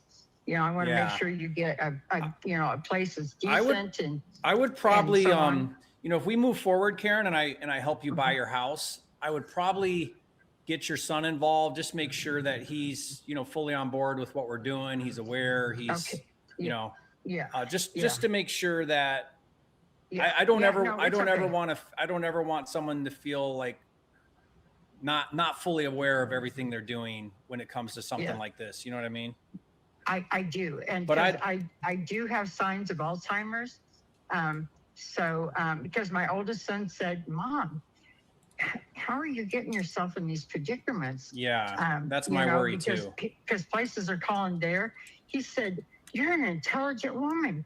I don't understand, because he's gotten a few calls, not particularly for me, but he for my son, and I don't know why they're calling him, but anyway, but the big thing was I think it was in June, my neighbors called they called facilities on me because I was acting, I wasn't myself. They said she's happy and smiling as she always does, but the things she's saying that she lost her mind or she can't find her mind. And when the ambulance got there, my blood sugar was 23. Oh. Yes. Very low. I said to them when I got to the hospital, when I found that out, I said, shouldn't I be in a coma? And the people from the ambulance, I said that and they said, well, I got to tell you, and they looked at each other and said, you're the first person that's been awake with that low of a blood sugar. Wow.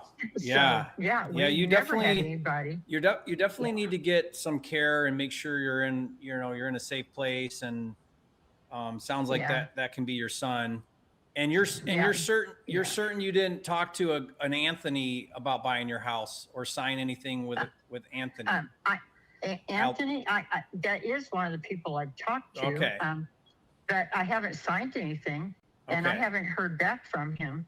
Okay. So I'm just making sure because I'm friends with him. And, okay. So I am talking to him, and he actually is the one. Because I had a local guy come and he offered me $31,000, but I've always heard that he's $31,000 in cash above your $80,000.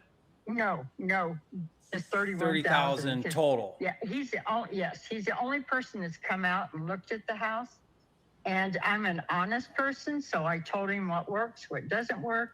I pointed out. And your house is your house a 3-bedroom, 1-bath, 1,600 square feet? No, not 16, just over 1,000 square feet. Okay. Just over 1,000. It has a clawfoot tub. I hooked up a shower. Anybody comes to look at it, they're going to laugh because there's a board going from the floor up to the ceiling, and there's a shower, pole attached to it. I made a shower because after I broke my shoulders, I could no longer climb in now the clawfoot tub. So I had to do something. So I made a shower. Okay. Well, so you can't sell it for $30,000. Remember, you owe $80,000. Right. You realize that, right? Exactly. Yeah. Yes. Yeah. What do you need? So here's the thing. What do you think you need in cash above the 80,000? So in your pocket, assuming the 80,000 gets paid, what do you need in cash to be able to move, get you and your son out there to your other son and all of that? Yeah.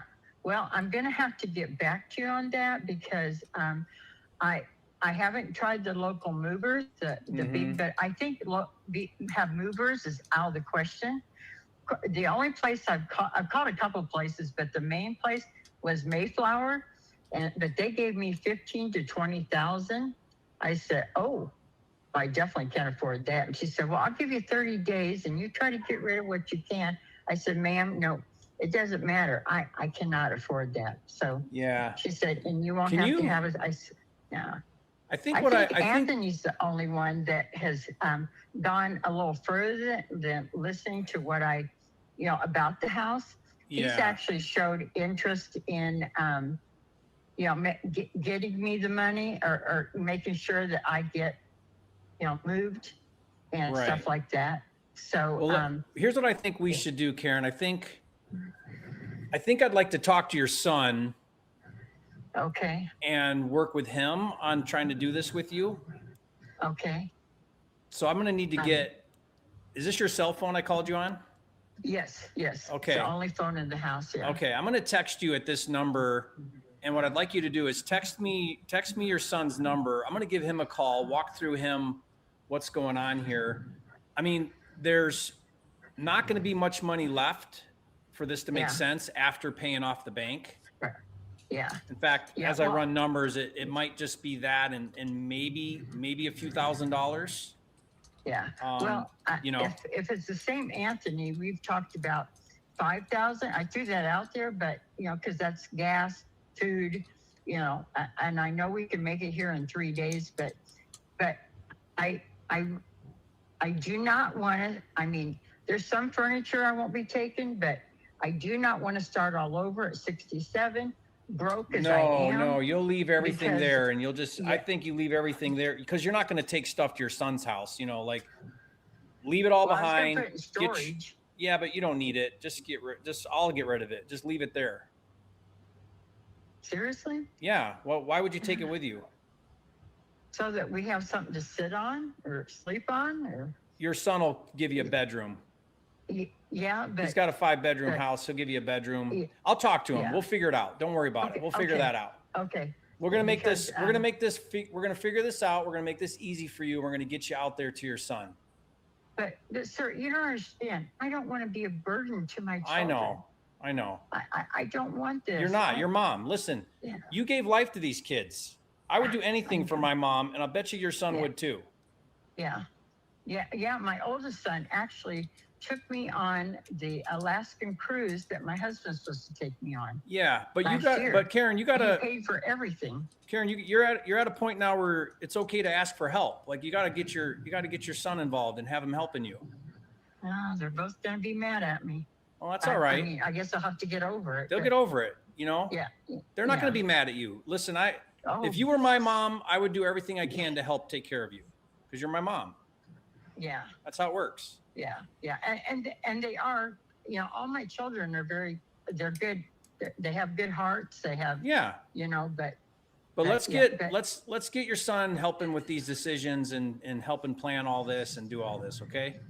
Okay. Well, what about Anthony? You said you're friends. I wouldn't. Oh, don't worry about Anthony. Yeah. Don't worry about Anthony. Yeah. Now tell me his last name to make sure we got the same Anthony. We're talking about Alberti, was it? Is it Alberti? Yes. Yeah. Alberto. Yeah. I think. Yeah. I have it written down, but Alberti. Yeah. Yeah. Okay. Well, yeah. If you haven't signed anything with Anthony, now if you signed something with Anthony, then work with Anthony. But if you haven't, then you know. Oh, wait a minute. Let me. You know what? I think I may have. Yeah, you might have.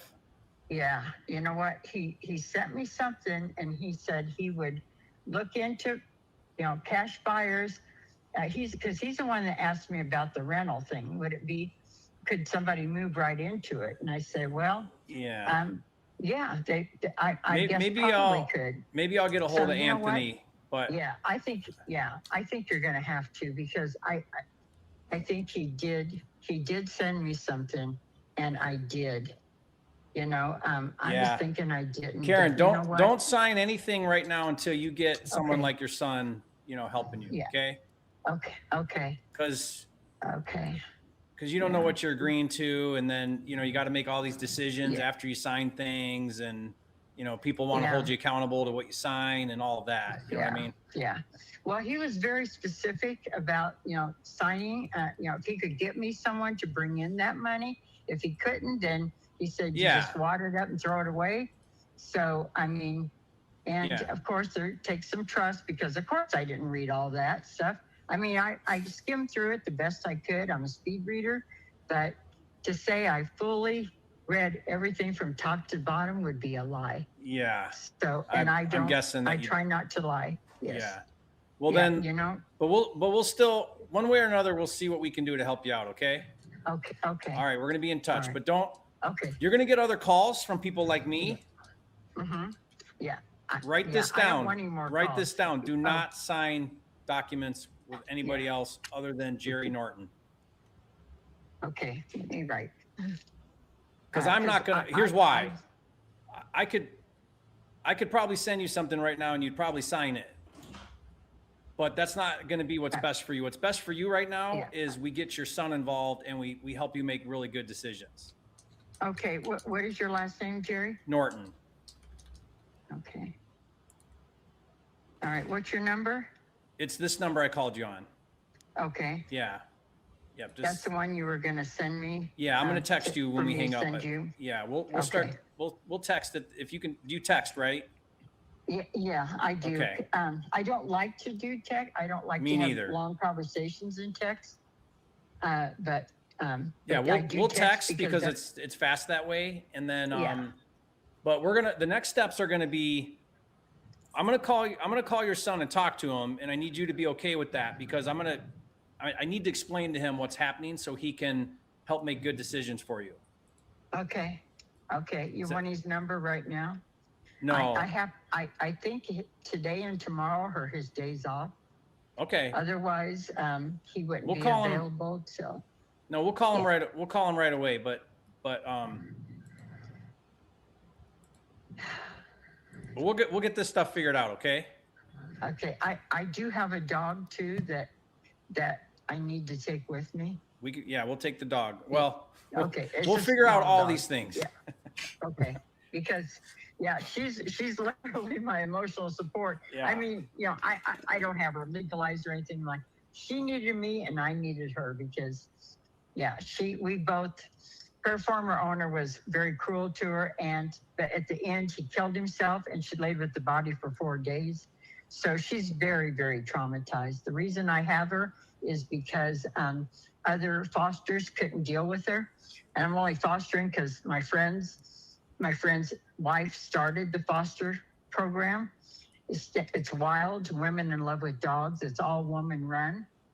But anyway, I know that's neither here nor there, but we'll figure it out because if you're moving in with your son, we got to make sure that he's okay with that. But we'll figure all this out, okay? Yeah. Okay. All right, Karen. So what time? Oh, are you going to call me at some time tomorrow? Yes, I'm going to start texting and calling you, but we're gonna get a hold of your son, and we're gonna start making some decisions. Okay. Okay. Okay. All right. Hang in there. Okay. All right. Talk to you soon. Okay. Bye-bye. All righty. Bye-bye. Guys, don't contract crazy old ladies that don't remember one thing from the next. I mean, you just don't. Hey, Jerry, she sent me a picture during that call.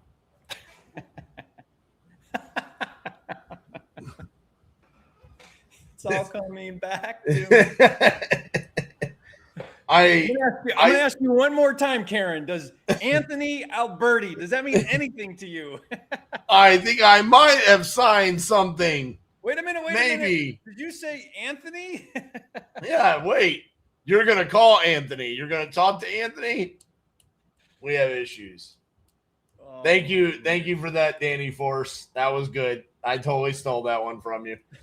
Oh, man. So RJ, there's an as-is comp, that's 930 square feet, right in her neighborhood for 135, sold for 135. So I mean, if there's not much room on this for an investor, you know what I mean? Yeah, I think Anthony and Cassie were working together on this the other day to see if there's a way to make it into like a sub 2 and a rental play, and Cassie was looking at it and the PITI was too high. Like they've already tried to work this. Yeah. I mean, she's just in a rough spot. But again, because she did what you said, she went and signed something without knowing it. But she also got $80,000. What happened to the $80,000? Oh my gosh. Well, it was a consolidation loan, so it probably. Oh, that's right. Yeah, she went and paid off all of her. She probably didn't see much of it. Yeah. Jeez. And they rolled the home into the loan, of course. Right. And So, but guys, I mean, here's the thing. Like when you're hearing information like that, I mean, I just put the brakes on and I'm like, okay, I got to get somebody involved in this that can help make decisions, because she clearly is not knowing what she's doing from one moment to the next. That's a tough one. Yeah. All right. Yeah, so someone's like, do a novation, do this and do that. I mean, guys, she probably forgot what we just did for the past 20 minutes. Right.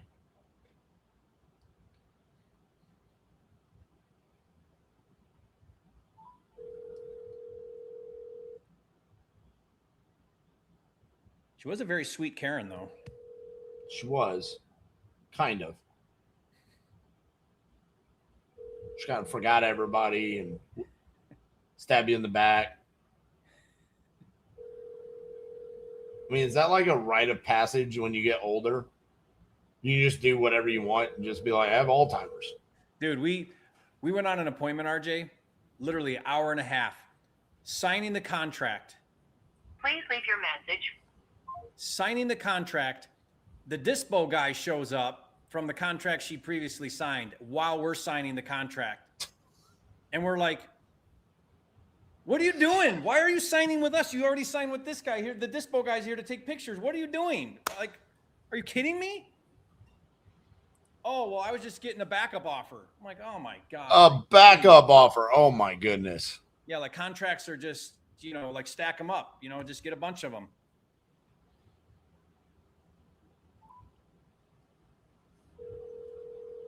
I will say, Jerry, though, I mean, our education system, we do 12 years of history, nothing about contracts, real estate, daily things. I mean, you're never taught how to actually do this. How to balance a checkbook, how interest works, life skills. I'm not saying anything negative about learning about the history of our country and world and all that, but there are things that could be a little bit more practical to day-to-day life. And there are times where I think there's really shady people out there that lied to us about, I didn't know any better. But I think there's also some very ignorant people out there that are just like, yeah, I just thought I could just keep signing until someone gave me money. Yeah. But I'll tell you what, RJ, I have very little patience for wholesalers that are ignorant, doing dumb stuff out of ignorance, not out of malice, but just out of ignorance. Because me and you have 10,000 videos. There's just no excuse. Hello? Hello? It's weird. It never rang. Your call has been forwarded to.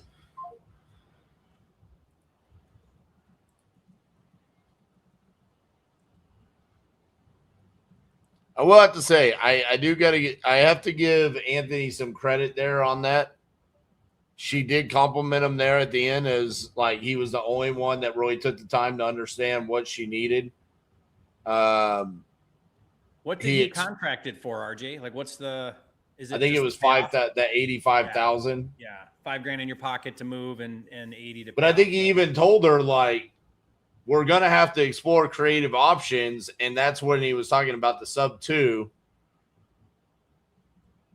I think the reason why she was saying that is because Anthony had already told her, like, I don't think even the creative is going to work. And I don't think she liked that. So she's going to just tell you, like, no, I haven't signed with anybody.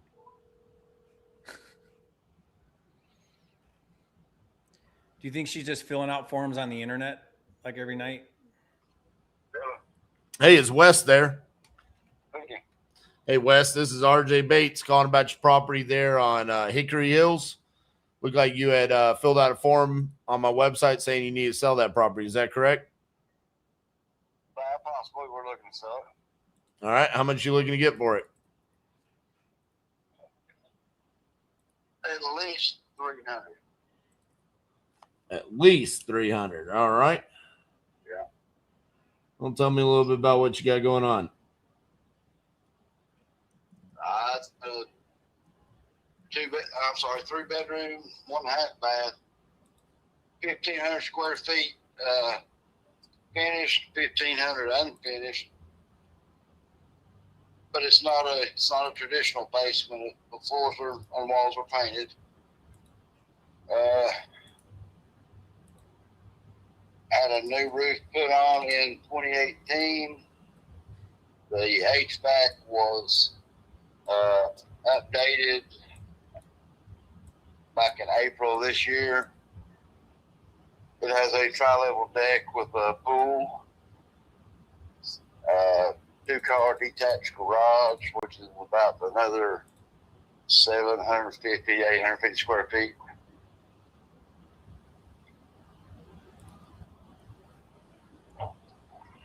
It sits on about 2 acres.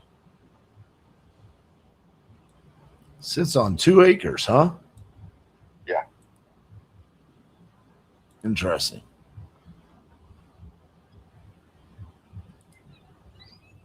Aha. I'm looking at the wrong property.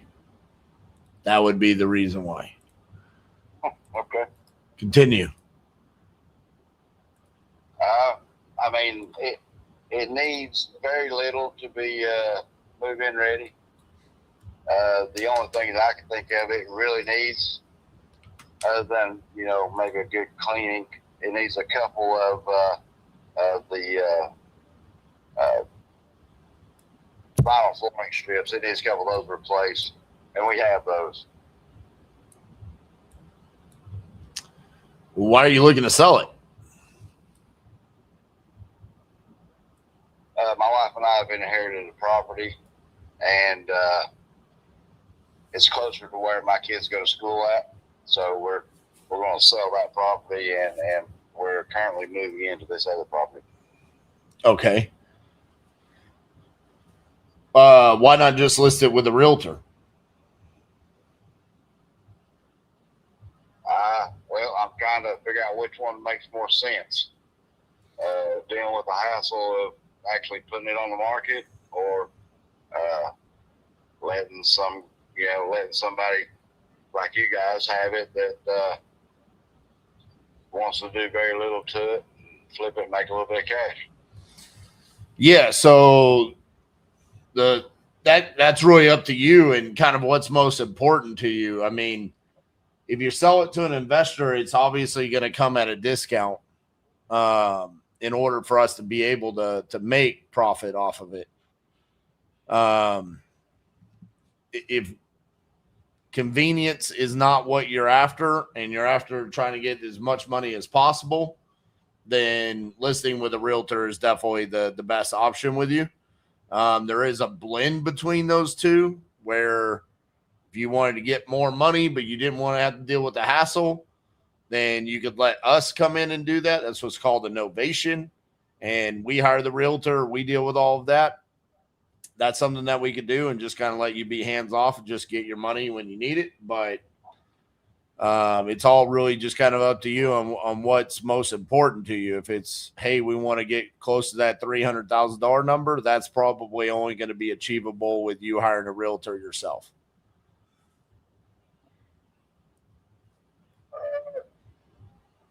Well, 300,000 is kind of the magic number. I'm not going to highball you, you know, I'll let you jimmy down from there. 300,000 is the magic number, because there is still a mortgage owed on it, along with the HELOC. So we're looking to get payoff on those. So how much do you owe on it altogether? $295. $295. Okay. $346.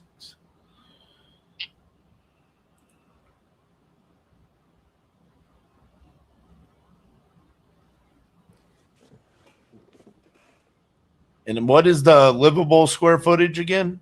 1,500? Approximately 1,500. Yeah. I mean, just to be honest with you, I think you've got to list with a realtor,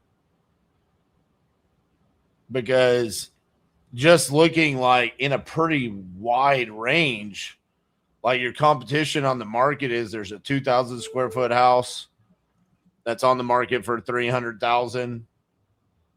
There's 295, a 1,700 square foot house that's 330, 1,600 at 320, 1,600 at 340. Like, and if you listed it, say at the 330, 320 number, I mean, you're going to have commissions and closing costs on that, plus inspection items. I mean, you're going to be close to that payoff.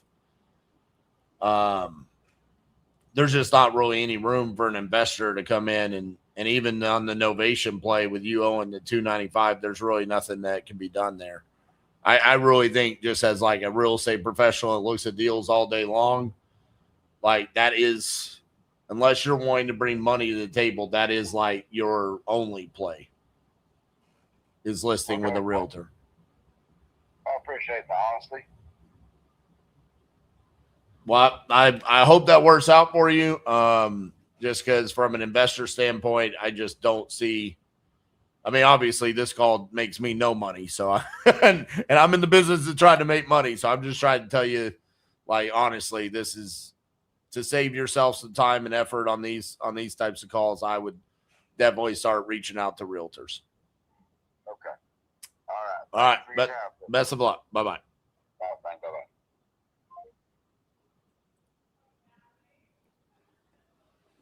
That was a steamy pile of poo.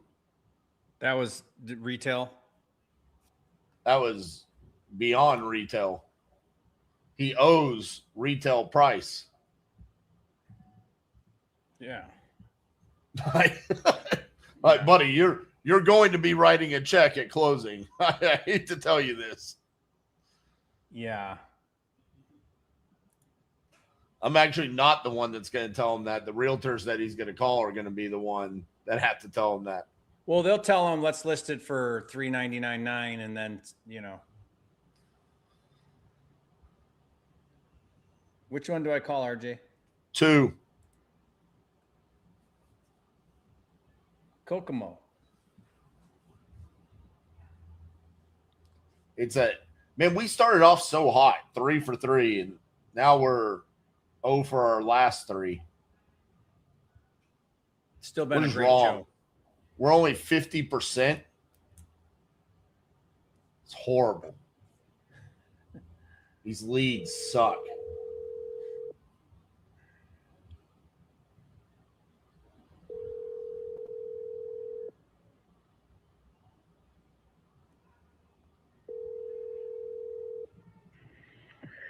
Hello, this is CJ. Please leave a message. No tired landlords today. Only there was. Oh, your next one should be 9. Hello? Yeah. Hi, CJ. Yeah. Hi, CJ. This is Jerry Norton calling you about your property on 400 South. Yeah, let me call you back. I'm in the middle of something, and is this a good number to reach you at? Yeah, I'm a buyer interested in buying it for cash. Okay, very good. Let me give you a shout back, and I'm in the middle of something. It'll be a couple hours here. So if I don't answer, text me, okay? I'll do it. Thank you. All right, bye. Bye. That does now not what was the agreed rule?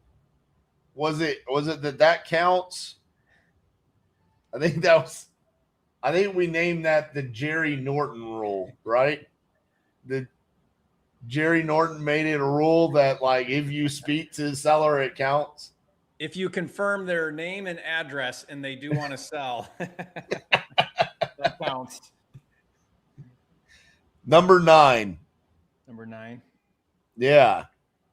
Where's that? Come on. That's East Texas, baby. Okay. I used to think growing up as a kid that East Texas was like a place. It's not. And then I just found out that it was just the eastern side of Texas, and just that's what my family called it. But do people call it that? Because like here they call it East Tennessee. It's like East Tennessee, Yeah. West. Yeah. Okay. Yeah, we're in East Texas. Yeah.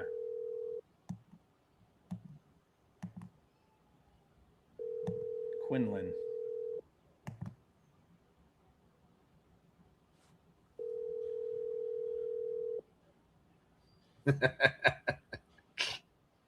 I'm sorry, the person you are trying to reach has a voicemail box that has not been set up yet. Please try your call again later. Goodbye. That would have been so funny if you had said that. Couple hours. I'm not going to be live on YouTube anymore. Yeah. I'll be long past buying your property at that point in time. I don't really do this. I just do it for YouTube. So no Michael. Okay. Where's San Marcos? that's home of Texas State. That's in between San Antonio and Austin. All right, we're gonna call that one. You know, at this point, it really doesn't matter what you call because there's only so many left. I mean, sure, with that mindset. Yeah, there's no superstition going on here. It matters to me. The person you are calling is not available. Please leave a message at the tone. I just mean they're like all relocating and they're all like no time frame. No, I just came on, and while you were talking to the Alzheimer's lady, I hid the ones from you that have the like good motivations. Yeah, guys, there's no foul play that goes on here at all. That full gut emergency reasons, I just hid that one. Yeah, we're honest and transparent and trustworthy with sellers, but not with each other. Not each other. What about these South Carolinas? A bunch of them. I've been saving them for you. Oh, good. I like those. Yeah. You can tell them how close you are. Yeah.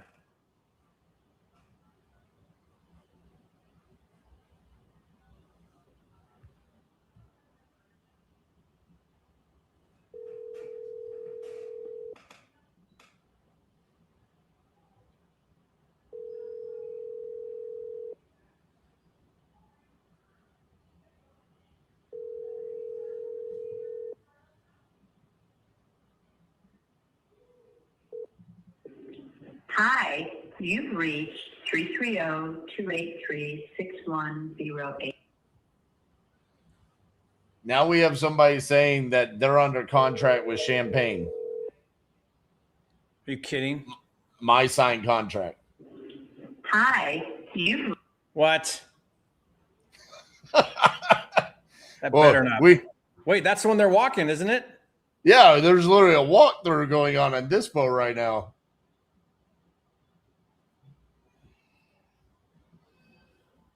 What are you going to do about that? I don't know who Mac 25795 is.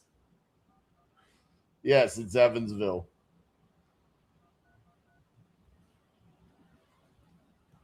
I mean, at first I was like, okay, there's a lot of Karens. And then Anthony just kept like, it's like, oh no, it's.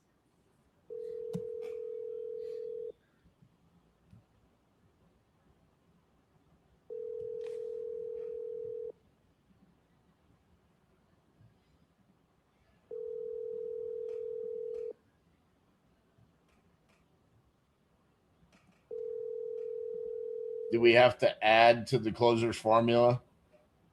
Are you under contract with someone currently? Please leave your message for Evan Harris. You know, I think I'm going to start asking that question. This has been recurring. Like it's been a normal, it never used to be. It's a pretty normal thing right now.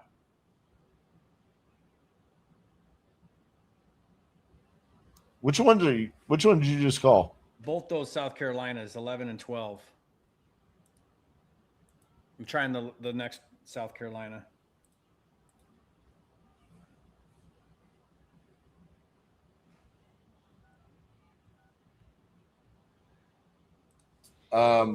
We definitely don't do this daily. We definitely have teams that do this for us. Hello. Yes. Hi, Barbara. How are you? I'm fine. Who is this? This is Jerry Norton calling you about your property on Ridgecrest Road. Yes, sir. Great. I understand you want to sell this. Maybe. Maybe. Yeah, I'm trying to find someplace else to go that's closer to town. Uh-huh. And I just got to find out price ranges for both places. Okay, so you need the proceeds from selling this house to buy the next house. Right. Are you looking to purchase outright? So like take the cash and buy cash or use financing? I'm hoping not have to have any financing. Okay. So do you owe anything on this house? About $47,000. $47,000. And what are you wanting to get for it? I hope to clear at least 130 to 140. I've been told it was worth 225. Who told you that? Realtor last year. A realtor last year. Okay. And Yeah, I mean, I wouldn't take that at its face value. has house market dropped? Pardon? Has the prices of houses dropped? Well, I mean, you're 1,000 square feet, right? Roundabout, yeah. Okay. Yeah. Are you a 3-bedroom? 2-bedroom and 1.5 baths. Yeah. So you're 2-bedroom, not a 3-bedroom, and you're only 1,064 square feet. I'll tell you right now what I think your house is worth. What do you think it's worth? Yeah, let me tell you what I think. You know, because I'm an investor, so if I commit, I got to come up with money and put my neck on the line. A real estate agent will tell you whatever you want to hear. They'll list it for pie in the sky, and then when it doesn't sell, they'll tell you to lower the price. Because what do they care, right? Yeah, right. I bought it with cash offer. I didn't go to a realtor. When you bought it. Right. Yeah. Yeah, tell me your numbers again. You said you owe how much? 40 something. I'm not sure exactly how much. Okay, so you owe 40 something, and you want to walk with 125. Is that what you said?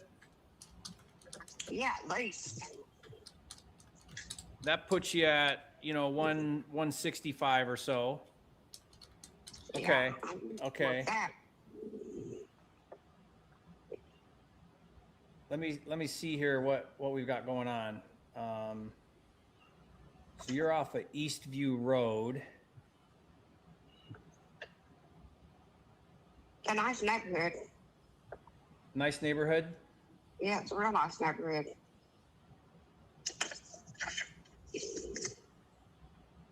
Okay, so here's do you have a garage?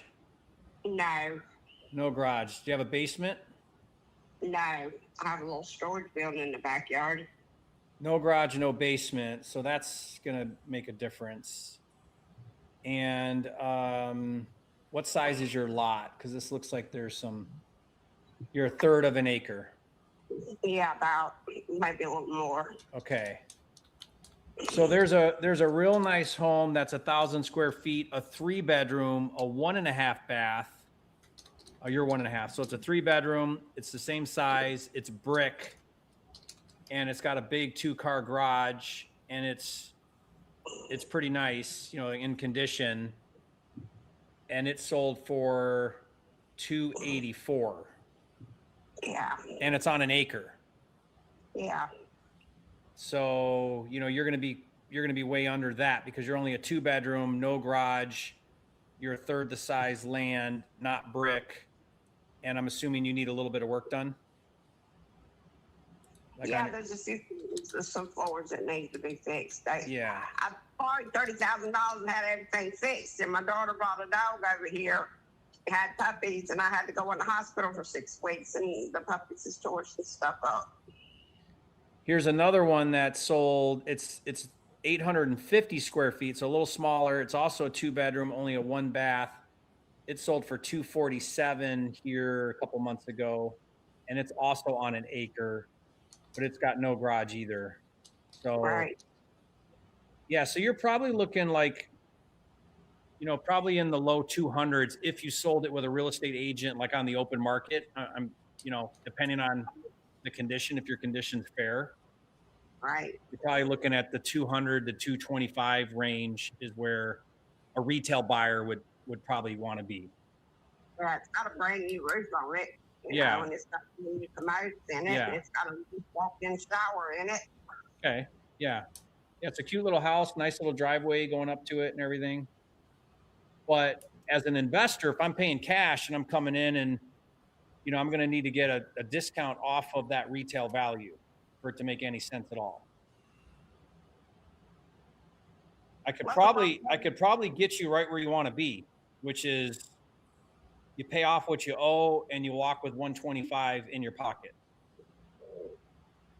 All right. I'll see if I can find something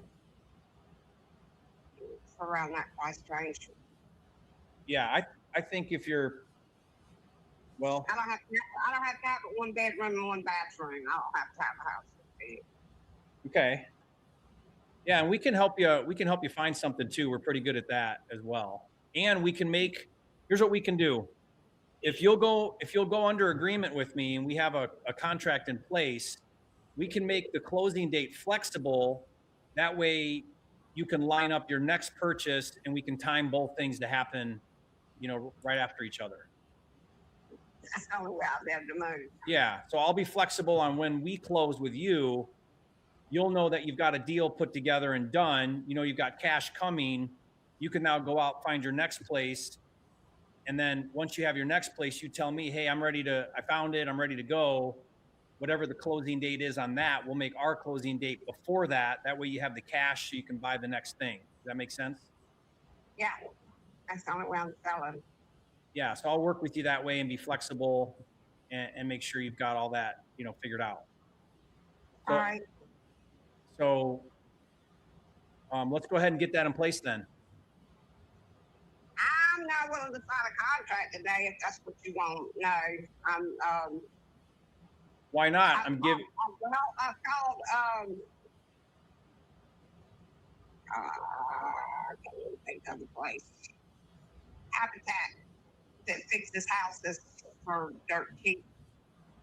And was gonna have it fixed before I sold it, so I wouldn't have to worry about somebody saying, "Well, I gotta have this done, I gotta have that done." That's not how I work. It would be no. I'm as is, so you don't have to do anything. You don't have to pay closing fees. You don't have to fix anything. It's all cash. You can leave whatever you don't want. I make it really convenient for you. Why would you?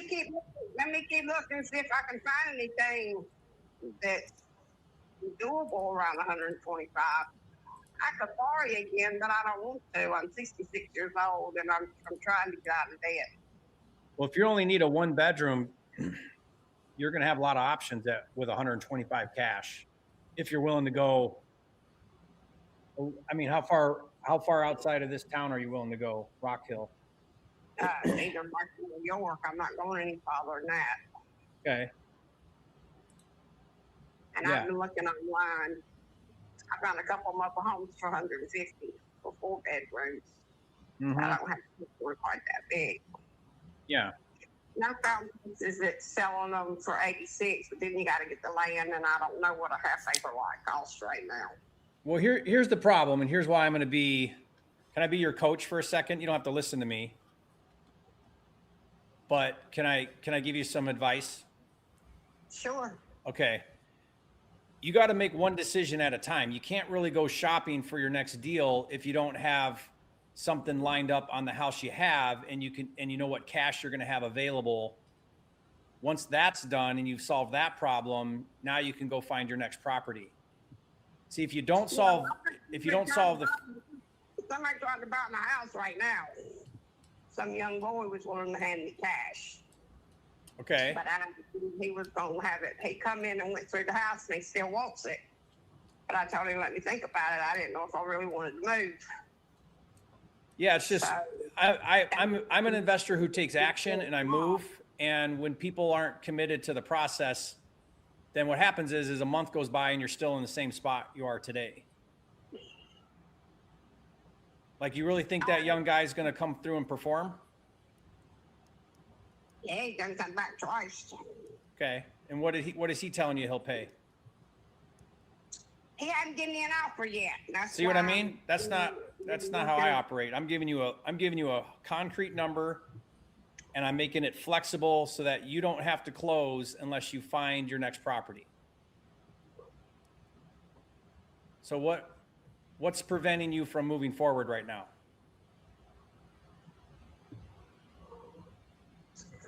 I got a lot of other things I got to price into it, sir. I'm physically disabled. Don't have anybody to help me. I'm going to have somebody pack the house up and take me where I need to go. What if we helped you do all that? I'm on government funding where I get rides to certain places. This can't be, where the bus won't be willing to come take me to the store for $2.50. I mean, it's a big jump. Yeah. Do you have someone in your family that can help you with all that? No. Okay. I have a daughter who lives in York, but she's not willing to help me do anything. She wanted the house, and I told her I was probably going to sell it. Yeah. You don't even answer her phone anymore.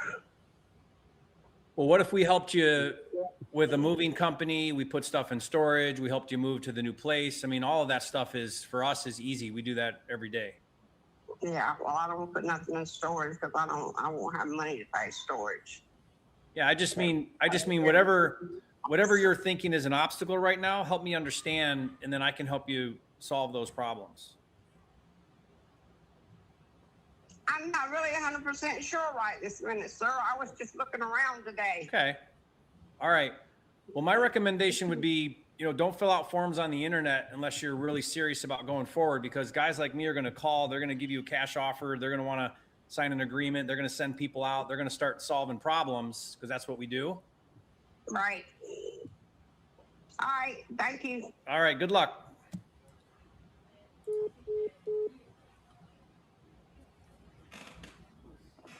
Aggressive Jerry today. Yeah, that was a little aggressive. Jerry's appraisal services at its finest. I mean, you didn't say any lies. Why are you saying you want to sell your house? And then it's like, well, I don't know, maybe. And I do want to, but my life's terrible. I don't know. Those calls are tough. I saw Noel say, I got to get better at these conversations. There's no way to navigate somebody as indecisive. Yeah.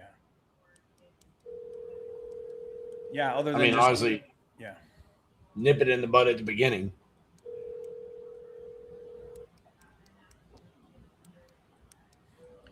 Yeah, I think we should tell indecisive sellers. Hey, I think you should pay my lead fee for this one. Right. I'm gonna send you honestly, you should say it. This cost me $75 to have this conversation. Yeah, I'm going to send you $75. Can you tell me right now on recording that you do not want to sell your house so I can get my $75 back?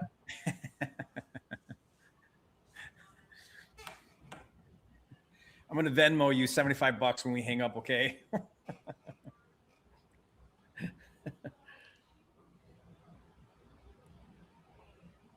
But you know what, guys? Play the long game. These things come full circle. Yeah. We contracted a deal this week, and I went back and looked.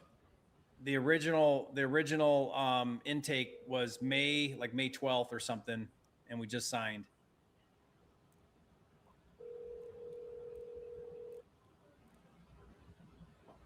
Hello, we are not available.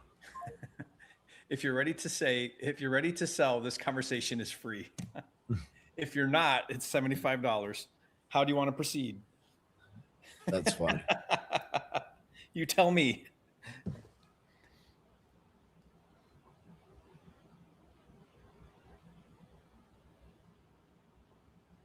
And you know what? I was giving her exactly what she said she wanted. And I was being flexible with her move date. Like, I'm giving you everything you want.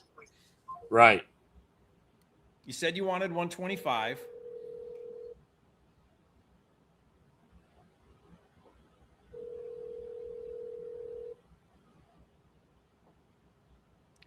My favorite is when they say, well, the agent said I could sell it for, and then they give some ridiculous number.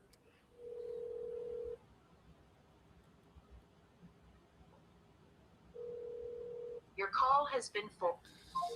All right, Jerry. 38. How do you pronounce the name?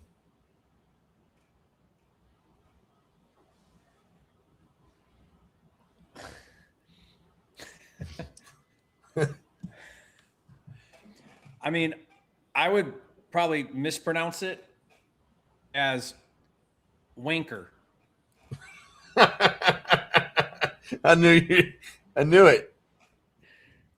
All right. What was that street we called on? Dildo. Yes. Dildo Boulevard. Good old Dildo Boulevard.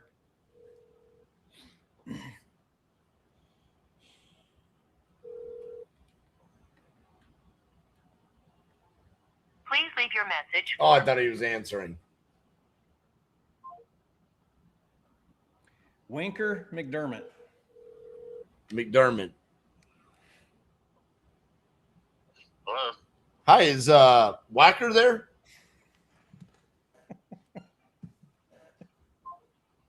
He hung up on me. Bro. It's Wakur. How do you say Whacker.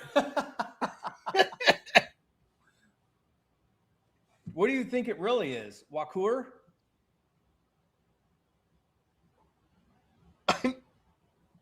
I mean, I don't know. He sounded like just an old white guy. I mean, I don't know that they get named Whacker. This looks African to me.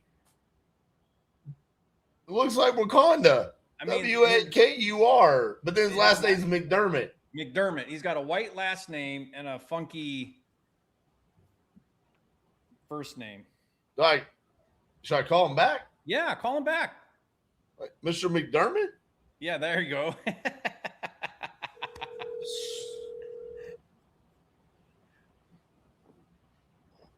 Well, maybe I messed up with the first name. Is this Mr. McDermott? hello. Yes. Can you hear me? What is going on with this fucking phone? I don't know. Can you hear me? He can't hear me. Or at least he's acting like he can't hear me. What a wanker.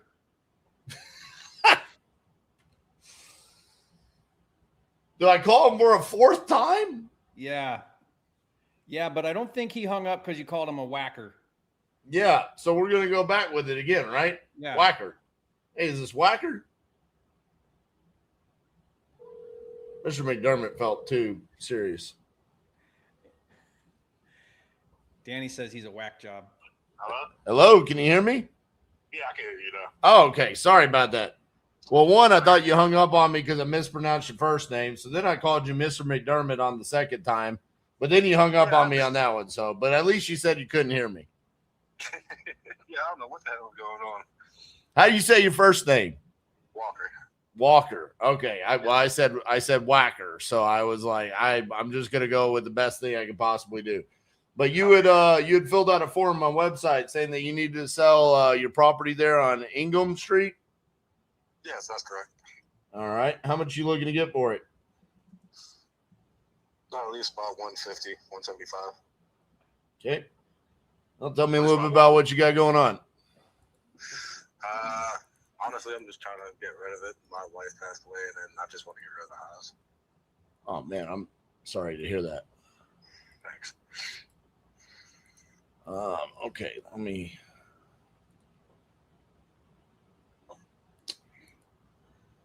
What's kind of the ideal timeline there with that situation? I didn't really know timeline at all, honestly. It's just whenever you can, but as soon as possible, honestly. Okay.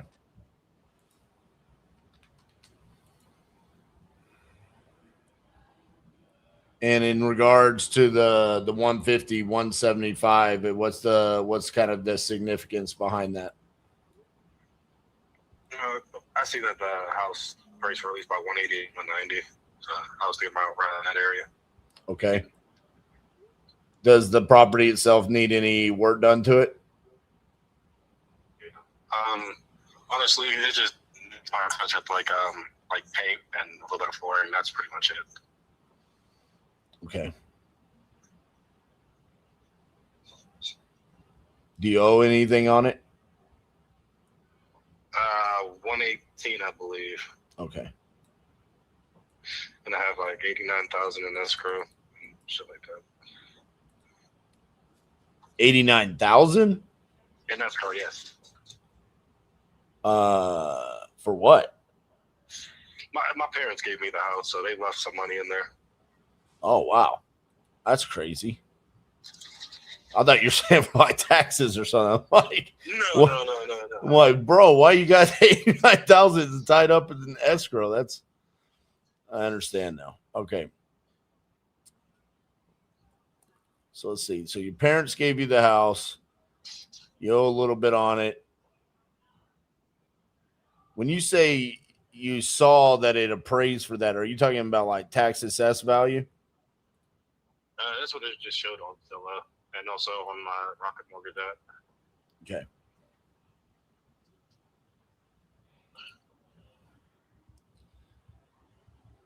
Because in regards to selling to an investor, normally we are looking for some sort of opportunity to be able to fix the house, to add value to it, some sort of way that we can invest into it to make money. So that's what I'm trying to do right now, is try to figure that out while also trying to understand the best situation for you. So in regards to like that asking price, you're kind of just basing off of what you saw online, but is there a specific dollar amount that you're looking to like net in your pocket from the sale? Not particularly, no. This is my first house, and I'm pretty new to all of this. Okay. How old are you, if you don't mind me asking? 28. You say 28? Yes. Man.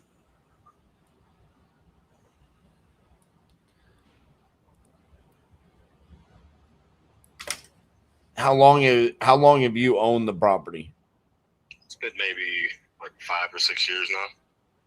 When was the last time like floors were replaced and kitchens and bathrooms and stuff like that?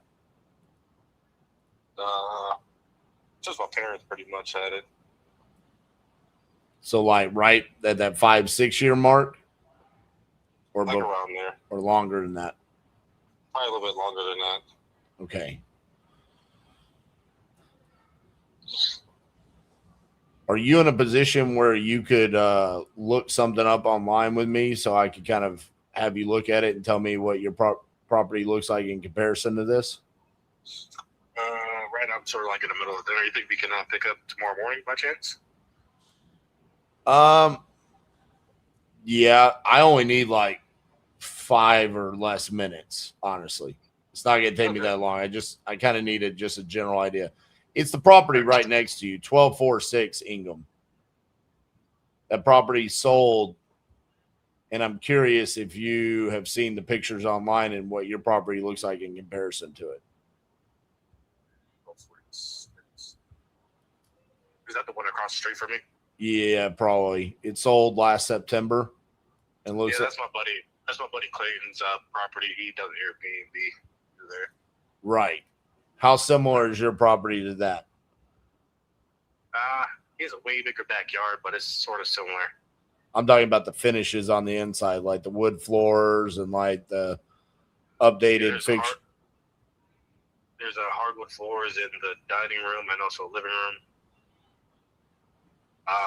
Kitchen and hallway is pretty much tile. Upstairs, I'm still finishing up the flooring out there. It's one of the snapping freaking wood flooring.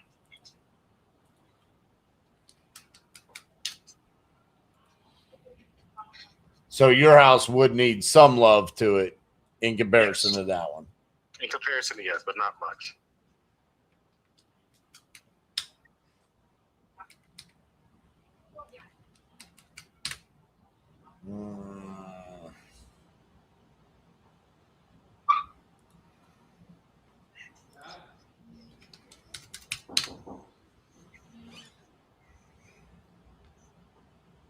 In order to try to get that, like to use that as like my comp, like that's what I would be going after, I would need to come down lower on the price.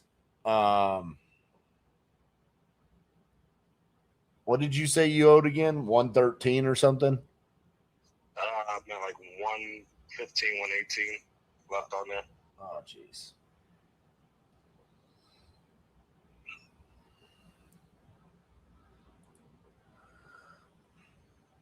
I need it pretty close to that number.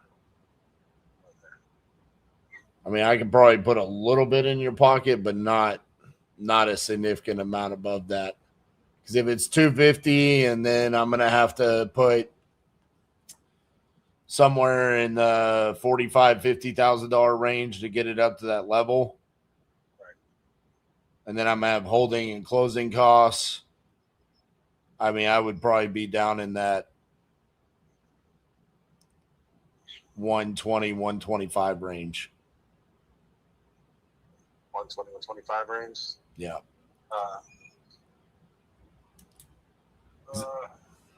Let me talk things over. I do like the sound of that. Let me talk things over with my parents. Okay. Because that's who I talk to about everything. When would you want me to follow up with you? Can you by chance follow with me this Thursday or Friday, probably?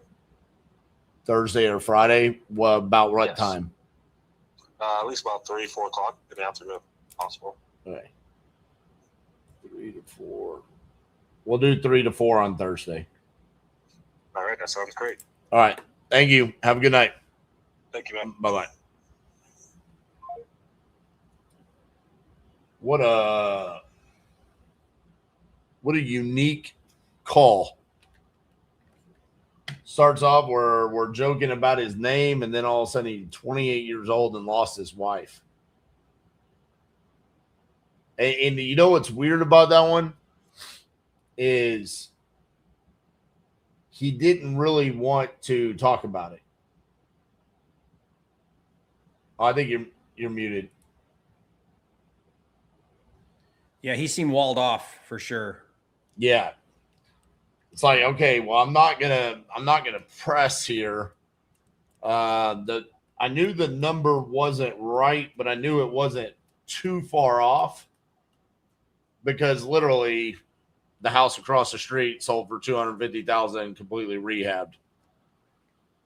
So it's like, all right, well, we're 250, but we're gonna need about 50 in rehab. So, we really need that to be contract price to our buyer in the 125.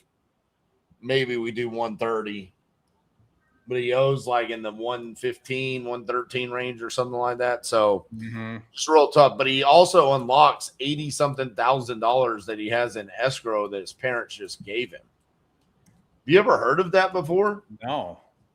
Is there does something need met to get that? Or what did he say about that? I think he was saying it gets unlocked when he sells the house. Why though? I don't know. I wasn't going to pry that much, it's like, yeah. But anyways, great showing by Property Leads. We came out crushing it, 3 for 3. We end up there with 2 sent by Jerry, 1 signed by me, and then we each have a couple of awkward follow-ups. This was more typical of what our lives are like today. Yeah. 3, 4 contracts in 2 hours, 2.5 hours. Yeah. That's what it looks like for us. Let me look at the amount of connections. We had 1, 2, 3, 4, 5, 6, 7, 8. Is that right? 3, 4, 5, 6, 7. Yeah, so 8 conversations, 3 signed 3 contracts. That's fantastic. Like, how could you ask for better? I know. And the thing that everybody needs to understand is this is on first dials. I mean, yeah, this is no follow-up. Right. In real business, like, we're going to hammer all of these leads and follow up and get more from these, because there are definitely contracts in these other leads. Well, some we didn't even get to, but other ones, I mean, the full gut needs everything, foreclosure, full gut needs everything, emergency reasons, cosmetic emergency reasons. I mean, these are highly motivated sellers. So yeah. I love it. Yeah. Great show, though. Yes. Thank you to Property Leads. Great stuff. Jerry, I appreciate you being on here again. We run back next week. RJ, I was looking, since we started going consistent doing this, not every single week, but pretty much weekly. This is our 13th episode or whatever. I mean, we've done 13. A bunch in the past over the years, but right. As sort 13 breed could say so about 3 months now. I think we missed like 2 weeks. There was the 1 week that you were gone for Jamil's wedding, and then I think you went to Montana, didn't you? After that, I think I was traveling that exact day. Yeah, right after that. Yeah, but other than that, we've been pretty consistent. Yeah, we've been consistent with it. It's been really good. Shout out to all of the lead providers as well for being willing to provide us with leads every single Tuesday. We kind of got them on a rotation right now, but I think they enjoy, showcasing their product. So really appreciate them. Thank you to Danny for getting this set up every single week. Danny also made the thumbnail today as a joke, and I ran with it on my channel. So yes, Jerry and I look like we're a part of Top Gun today on the thumbnail. So you gotta love that. Yeah. But I hope you guys enjoyed it. Love seeing the comments from you guys talking about how much you really enjoy this, how much it moves the needle. I saw a lot of people in the chat today talking about how they've gotten their first signed contract. They've just closed and funded their first deal. So that's amazing. Do you track funded deal from the lives? Yeah, normally we give like updates on it. Like Jerry was talking about last week, he closed and funded one. It was literally like close and funding the day of the live. So now normally we give updates on that. I gave an update on like my contracts from last week at the beginning of the show. So we kind of give those updates, but it's not like we're. And RJ, I want to do a shout out to Titanium University because, I mean, that is the ultimate wholesaling community. I mean, they've just helped me tremendously. Like literally, Beth, who I didn't know only through TU, is buying that deal in wherever that East St. Louis, Illinois. And, Danny texted me her number. You introduced her to me, and I met them through the community. And so like so many deals are getting done through the TU community because it's a platform where everybody's in there helping each other, learning, growing, doing deals. So guys, there was another deal that you got in Houston a long time ago that like Taylor Ford, we got him to go out to the property like the next day. I know that there's been multiple times that we've gotten stuff in Ohio where Tyler hopped on and tried to help you out. And so Tyler's been a huge resource. Yeah. So it's been awesome. Yeah, it is. It's a lot of fun when we're able to kind of connect those dots inside the community.